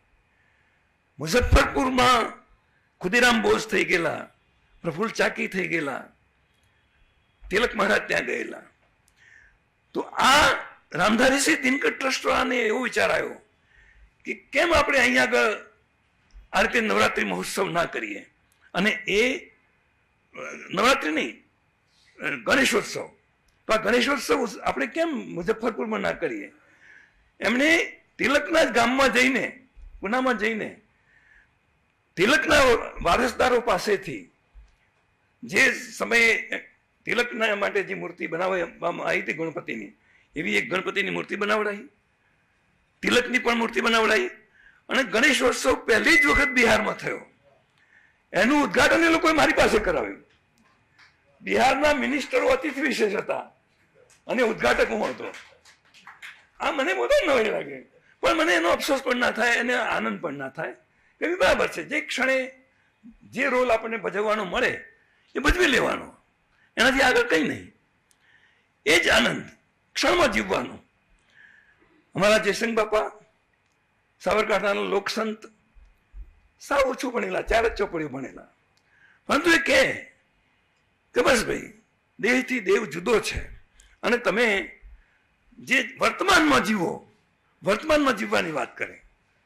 રાજચંદ્રની થિયરી એટલી કઠિન થિયરી એ આવા લોકસંતોએ સામાન્ય પ્રજા સુધી પહોંચાડી. આ કોઈ નાનું સૂનું કામ નથી. એટલે જ્યારે એમની તો દેશી બોલીની અંદર ઘણા પુસ્તકો થયા. એ તો પેલા ઉતારી દેતા હતા ને જેવું બોલતા હતા એવું લખાતું હતું. એટલે એમના એક શિષ્ય હતા પ્રેમુભાઈ ઠાકર. પ્રેમુભાઈ ઠાકરને થયું કે બાવજીનું બોલેલું તો બધું દેશીમાં તો ઉતારેલું ઘણું હોય છે, આવડા ગ્રંથો હોય છે, પણ અમારા મુંબઈવાળાને શું સમજણ પડે કે વિદેશમાં જાય છે એ શું સમજ પડે એવી દેશી બોલીમાં. એટલે કેશુભાઈ, મને તમે એમના વિશે એક પુસ્તક લખી આપો. જયસિંહભાવજી જ્યારે ગુજરી ગયા એ વખતે મેં એવું ભાષણ કરેલું. ત્યાં આગળ ઉપેન્દ્રભાઈ હતા, સોનેરી પણ હતા, પ્રમુખ સ્વામી હતા, મોરારી બાપુ હતા. અને એ વખતે મેં કહ્યું કે એક ટેલિયો આપણા ત્યાં ટેલ નાખીને ચાલ્યો ગયો, આપણને ખબર ના પડી કે ઈશ્વર હતો અને આપણે એને ઓળખી ના શક્યા. એટલે આ શબ્દો એટલા બધા છાપાવાળાને ગમ્યા કે છાપાની હેડલાઇન બની ગયા. એટલે અમારા પ્રેમુભાઈ ઠાકર જે ઉદ્યોગપતિ હતા, જેમણે આખો ધંધો વેચી દીધો મુંબઈનો અને બાવજીના શરણે થઈ ગયા હતા, એમણે એમ કહ્યું કે એમના વિશે એક નાનકડું પુસ્તક લખી આપો. તો લખી આપ્યું. તો કુમારપાળભાઈ અને સોનેજી આપણા એ ત્યાં આવીને છેક લક્ષ્મીપુરામાં આવીને એનું વિમોચન કરી ગયા. આવું કામ કરતા રહીએ છીએ. મારા મોટાભાઈ ઉપર પણ એક શહેનશાહ નામનું પુસ્તક લખ્યું. શહેનશાહ? કેમ શહેનશાહ? તો એટલા માટે શહેનશાહ કે એમને કશું જોઈતું જ નહોતું. ચાહ ગઈ ચિંતા મિટી મનવા બેપરવાહ, जिनको कछु न चाहिए वो साहन के साह. એકલા પડી ગયા હતા. જ્યાં સુધી મધર હતા ત્યાં સુધી તો બરાબર હતું, એ સૌથી પાટવી હતા. માં ગયા પછી પિતા અને બે એકલા પડ્યા. જો હું કમનસીબ કેવો છું, મને માતા પિતાની સેવાની તક ના મળી, એમને મળી. પિતા ગયા પછી પાછા સાવ એકલા પડી ગયા. એમના પત્ની પણ ગયા ને પત્ની સાથે તો અમે એમનો બહુ મેળ નહોતો, એટલે સાથે રહેતા પણ નહોતા. એકદમ બ્રહ્મચારીની જેમ જીવતા હતા. પણ એ કેવું, એક પાશેર કે અચ્છેર એવો બાજરીનો લોટ લઈ લે, એની અંદર થોડું મીઠું નાખી દે, થોડું મરચું નાખી દે, પછી આજુબાજુની જે બધા વેલા હોય ને આપણી જે વાળ ઉપરના, એ વેલા અને ઇવન થુવરના પાના પણ આવી જાય તો એ બધું ભેગું કરીને એ ઉકાળી નાખે ને પી જાય. આ એમનું એક જ ટાઈમ, બસ વાત પૂરી. એને કશું જોઈતું જ નહોતું. એમની પાસે જમીન હતી, એમની પાસે પૈસા હતા, એમની પાસે હોનહાર એવો દીકરો હતો, અને છતાં એકદમ ફકીરની જેમ જીવ્યા. અને એક દિવસ પડોશમાં ચાવી આપીને એ રીતે નીકળી ગયા, હવે મને ક્યાંય શોધશો નહીં. ગયા. હું એ વખતે મોરારી બાપુની સાથે થાઈલેન્ડ ગયેલો હતો, હું ને મારા પત્ની ગયા, બસ ગયા, પછી આવ્યા જ નહીં. એ વખતે એમની ઉંમર 81 વર્ષ હતી. એટલે એક વિશિષ્ટ પરિવારના એક વિશિષ્ટ વ્યક્તિ તરીકે, અને છતાં એક વ્યથિત વ્યક્તિ તરીકે ઘણું બધું અંદર ચાલતું હોય, અમળાતું હોય. એટલે ખંડિત જીવન નામની એક આત્મકથા પણ મેં શરૂ કરી છે. અને આત્મકથાના 3 ભાગ થાય છે, 3 પર્વ. પહેલું પર્વ સૂરજ પર્વ, એટલે કે મારી માતાનું નામ સૂરજ હતું. બીજું પર્વ એટલે મારા લગ્ન પછીનું, એટલે કે શાંતા પર્વ. અને શાંતાબેનના અવસાન પછીનું 3જું પર્વ એ તિતિક્ષા પર્વ, એટલે કે જે દીકરીને અમે પોતાની દીકરી માની, દત્તક નથી લીધી, પરંતુ એની નાનકડી દીકરીનું નામ તિતિક્ષા છે, જે મને બહુ વાલી છે. એ તિતિક્ષા પર્વ. એ 3 પર્વોમાં એ આત્મકથા લખાશે. એની અંદર બધું જ સાચું લખવાનું નક્કી કર્યું છે. તમારો પહેલો પ્રેમ છે. વાર્તા સાથે મેં ઘર માંડ્યું છે, એવું ક્યાં લખેલું છે. થયું ભીષ્મને કે રહ્યું કંઈ અધૂરું. જો આ બધા મહાભારતના જ પાત્રો છે. થયું ભીષ્મને કે રહ્યું કંઈ અધૂરું, ગૃહસ્થી જરૂરી હતી જે ન માણી. ભીષ્મને એમ થયું કે આટલું સારું આપણે રહી ગયું, સંસાર તો ન માણ્યો. વળી વાસુદેવે વિચાર્યું, કૃષ્ણએ, કદી મેં દીધેલા વચન પાળવા વેળ આવી. વચન તો આપ્યું હતું કે જ્યારે જ્યારે કંઈક પાછી ફરીથી અવતાર લઈશ, હજી તો એ પાળ્યું તો નથી.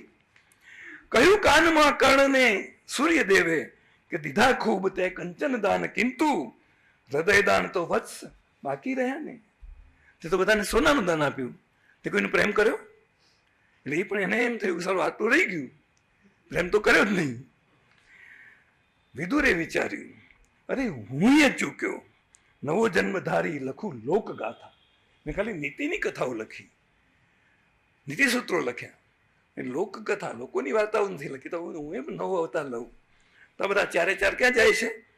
મૂળ તો વ્યાસે જન્માયા હતા ને એમને, વ્યાસના પાત્રો છે. વધ્યા વ્યાસ પાસે પહોંચી ચતુરો, ફરી જન્મ લેવો અમારે વિધાતા. હે વિધાતા, મારે ફરી જન્મ લેવો છે. તથાસ્તુ, ચલો હું એ સાથે જાઉં. વ્યાસ કહેતા હું ચલો તમારી સાથે જાઉં. એટલે આપણે પાંચે પાંચ જઈએ. અને પછી આ સોનેટની છેલ્લી બે પંક્તિઓ ગઢવી સાહેબ, ભરીને અંજલિમાં હે છાટ્યું પંચામૃત દ્વિજે. વ્યાસે અંજલિમાં પાંચ આમ પંચામૃત છાટ્યું પૃથ્વી ઉપર. પછી કોણ પેદા થયું? પાંગર્યું ગુર્જરી કુખે કેશુ નામે જ તેજી. એટલે સર્જક કોઈ સામાન્ય હસ્તી નથી, એ અંશાવતાર છે. મોરારી બાપુને મારી એક બહુ જ ગમતી કૃતિ સ્વરૂપ, અડધો હું કાગડો ને અડધો હું હંસ છું. આ થાઈલેન્ડમાં એમને સંભળાવી હતી. અડધો છું કાનજી, અડધો હું કંસ છું. અડધો હું કાગડો ને અડધો હું હંસ છું. અડધો છું કાનજી, અડધો હું કંસ છું. ઉગ્યો છું આ ભલે કઈ અજવાળા વાવવા. અડધો ચાંદલિયો ને અડધો અવતંસ છું. અવતંસ એટલે સૂર્ય. ભીનો ભીતર બારે કોરો ધાકોર છું. ભીનો ભીતર બારે કોરો ધાકોર છું. ને અડધો વરસાદ, અડધો છપ્પનિયો દંશ છું. અડધો છું રાજવી, અડધો અવધૂત છું. બ્રહ્માંડો સર્જનારો પંડે નિર્વંશ છું. અડધો શૈતાન, અડધો અલ્લાહનો દૂત છું. અડધો સંસ્કૃત છું, અડધો અપભ્રંશ છું. અડધો શામળશા ને અડધો નરસિંહ છું. તુલસી સુરદાસ, અડધો મીરાનો અંશ છું. અને છેલ્લી જેવી પંક્તિઓ જે બાપુ વારંવાર કયા કરે છે કે પૂરણને પામવાના ફાંફા શા મારવા. પૂરણને પામવાના ફાંફા શા મારવા. અડધો તો અડધો પણ તારો તો વંશ છું. અડધો તો અડધો પણ તારો તો વંશ છું. હવે બાપુ એકવાર મારા ઘરે આવ્યા, અને એ આવવાના હતા. એમને આગલી સાંજે ગળું બેસી ગયેલું હતું, એટલે મારા પત્નીએ ફોન ઉપાડ્યો હતો. અને પછી મને એમ થયું કે બાપુ આવે છે તો બાપુને આપણે બીજું તો શું આપીએ, પણ એક કવિતા લખું એમના માટે. બાવાને ઘેર બીજો બાવો. કે આવ્યો આજ બાવાને ઘેર બીજો બાવો, કે નોય જાણે જન્મ જન્મ કેરો લાવો. ઓચિંતો આવી કેવી ચૂંટી ખણીને મુને. ઓચિંતો આવી કેવી ચૂંટી ખણીને મુને. ઘેરી નિંદરથી જગાડ્યો. એકાદો તણખો શું ફૂંકમાં ઉડાડ્યો, કે ભવ ભવનો ભોરિંગ ભગાડ્યો. આયખાની એક પર સોને મઢીને મારા આતમના ઓરડાને લીંપ્યો, કે અંદર તો વાલપના મીઠા મલકાટ મને ઉપર ઉપર ખૂબ ટીપ્યો. નહોતો મેં નોતર્યો કે નહોતો કંકોતર્યો, તો એ વાળ્યો અંડોળીને આવ્યો. એ આવે ત્યારે એને વાળ્યો અંડોળવી પડતી હોય છે. નહોતો મેં નોતર્યો કે નહોતો કંકોતર્યો, તો એ વાળ્યો અંડોળીને આવ્યો. એને ક્યારે બેસાડવો ને ક્યારે પોઢાડવો, અંતે હૈયાને ગોખલે સમાવ્યો. જુગ જુગથી જોવું વાટ શબરીની જેમ ત્યાં સામે ચાલીને રામ આવ્યો. આવ્યો તો આવ્યો શું, મીઠા મધ બોર કેરી લાખેની પોઠ ભરી લાવ્યો. નોય જાણે પરભવના પુણ્યનો ઉગાવો, કે આવ્યો આજ બાવાને ઘેર બીજો બાવો. ગુણવંતભાઈ શાહે માતૃભાષા વંદના યાત્રા કાઢી હતી. એમાં ઉત્તર ગુજરાતના લેખક તરીકે એમણે મને મારું વ્યાખ્યાન બિલીમોરામાં રાખ્યું. એક ઉત્તર ગુજરાતના લેખકને દક્ષિણ ગુજરાતમાં આવીને વાત કરવાની છે. એ વખતે મેં સ્વયં સ્ફૂર્ત એક કવિતા લખી દીધી ત્યાં ને ત્યાં બિલીમોરા ગયા પછી. ઘણું જીવો ગુજરાતી એ શીર્ષકથી. ઘણું જીવો ગુજરાતી કે તું રહો સદા મદમાતી. ત્રિલોકમાને નવે ખંડ તુજ ફોરમ રહે છવાતી. તું ઘણું જીવો ગુજરાતી. તાપી સાબરમહી નર્મદા તું શેતલ છે તૃંજી. દ્વારામતીમાં વૃંદાવનની બંસી બનીને ગુંજી. મેલીને મેવાડ મીરા આ ધરણીમાં દરબાતી. તું ઘણું જીવો ગુજરાતી. આરાસુરની અંબા તું ને પાવાગઢ પટરાણી, કે સોમનાથની વિજય પતાકા. તું તોરણ તું જાળી ડુમ્મસના દરિયાની છોડે રોજ રહે છલકાતી, તું ઘણું જીવો ગુજરાતી. હેમચંદ્રની ગ્રંથ ગરિમા ને મશાલ નરસિંહની, નર્મદ નીરણ હાક વળી એ કુમુદ કથારસ ભીની. ભટ્ટ પ્રેમલની માણ હજી પણ કર્ણ પટે પડઘાતી, તું ઘણું જીવો ગુજરાતી. કે ગાંધી વલ્લભ દયાનંદ ને મહારાજ મેં ઘાણી, કોટી કોટી અમ સમિક કંઠની એકમાત્ર તું વાણી. ભૂંસાતી જો દેશ દ્વારે તો પરભોમે પથરાતી, તું ઘણું જીવો ગુજરાતી. કે ચંદ્ર સૂર્યની સાખે હરદમ જુગ જુગ રહો ગવાતી, વૈભવ ઉજળો વિશ્વ ચોકમાં જોઈ ફૂલો અમ છાતી, તું ઘણું જીવો ગુજરાતી. રહો સદા મદમાતી, તું ઘણું જીવો ગુજરાતી. તને ખમ્મા ઘણી ગુજરાતી. એ ગુજરાતીને ખમ્મા કહેવાનો અવસર મનીષભાઈએ ઉપલબ્ધ કરી આપ્યો. જો દિવ્ય દ્રષ્ટિ આપવી પડે છે, અને દિવ્ય દ્રષ્ટિ આપી તો આ વાત થઈ શકે. આટલા સુધી પહોંચી. દદામી દિવ્ય દ્રષ્ટિ, અને હું દિવ્ય દ્રષ્ટિ આપું છું. સંજયને દિવ્ય દ્રષ્ટિ આપી અને અશક્ય બન્યું. અર્જુનને પણ દિવ્ય દ્રષ્ટિ આપી હતી. વિરાટ સ્વરૂપ દેખાયું હતું. સર્જકનું વિરાટ સ્વરૂપ એ ભાગ્યે જ કોઈ જાણતું હોય છે. છેવટે તો એક માણસ જેવો માણસ છે. ગુણવંતભાઈ શાહે એમની એક શિબિરમાં મને બોલાવ્યો અને પછી એક પ્રશ્ન આવ્યો કે સર્જકનું વ્યક્તિગત જીવન અને એનું સર્જન, એમાં આટલો ફરક કેમ હોય છે? તો મને તરત ઉકરડે ચરતો કુકડો યાદ આવ્યો. કુકડો આખો દિવસ ઉકરડો ફેદે છે, એની ગંદકી ચરે છે, પરંતુ એક ક્ષણ એવી આવે છે જે વખતે કુકુ કરીને જે ઉડે છે એ સર્જનની ક્ષણ છે. સર્જક એની એ સર્જનની ક્ષણ એ સર્જક હોય છે. બાકીના સમયમાં એ સામાન્ય માણસ જ હોય છે. સામાન્ય માણસના જેવા જેના અવગુણો હોય એવા જ એના સદગુણો પણ હોય, એવું જ એનું જીવન પણ હોય. એટલે ક્યારેક કોઈ સર્જક આપણને એમ લાગે, એક મોટા વિદ્વાને કહ્યું પણ ખરું કે કોઈ બને ત્યાં સુધી લેખકોને મળવું નહીં, એને વાંચવા. થેન્ક યુ મનીષભાઈ.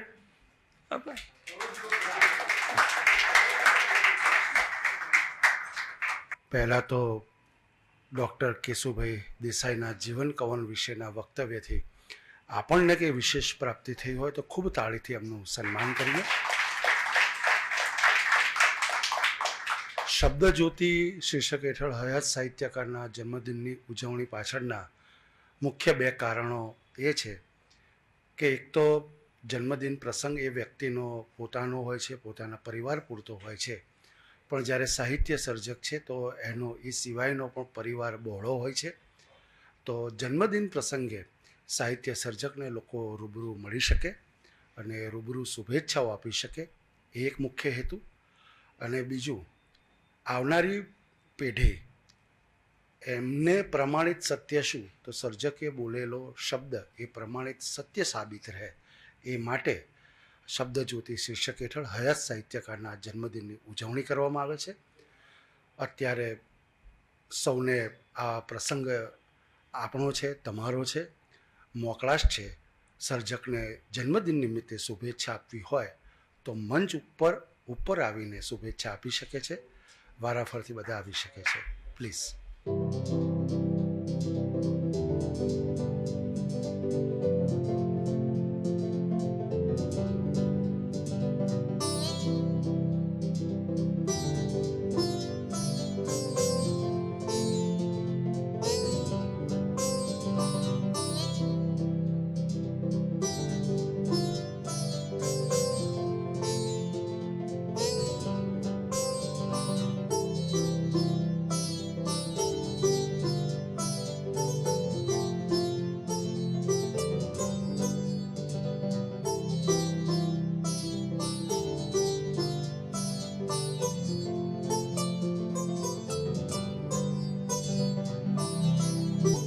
સૌ તાળીથી આપણે અભિવાદન કરીશું.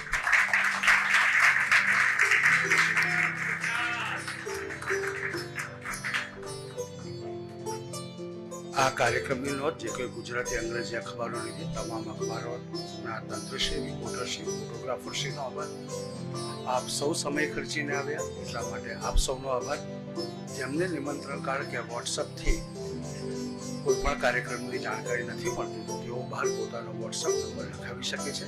તે માધ્યમ દ્વારા અમે આગામી કાર્યક્રમોની જાણ કરતા રહીશું. એક સમૂહ તસવીર લીધા બાદ કાર્યક્રમ જાહેર થશે. મંચસ્થ મહાનુભાવોને વિનંતી કે ત્યાં જ ઉભા રહે. બહાર આઈસ્ક્રીમની વ્યવસ્થા છે, એને પૂરતો ન્યાય આપશો. આભાર. આવો મધુસ્વામી.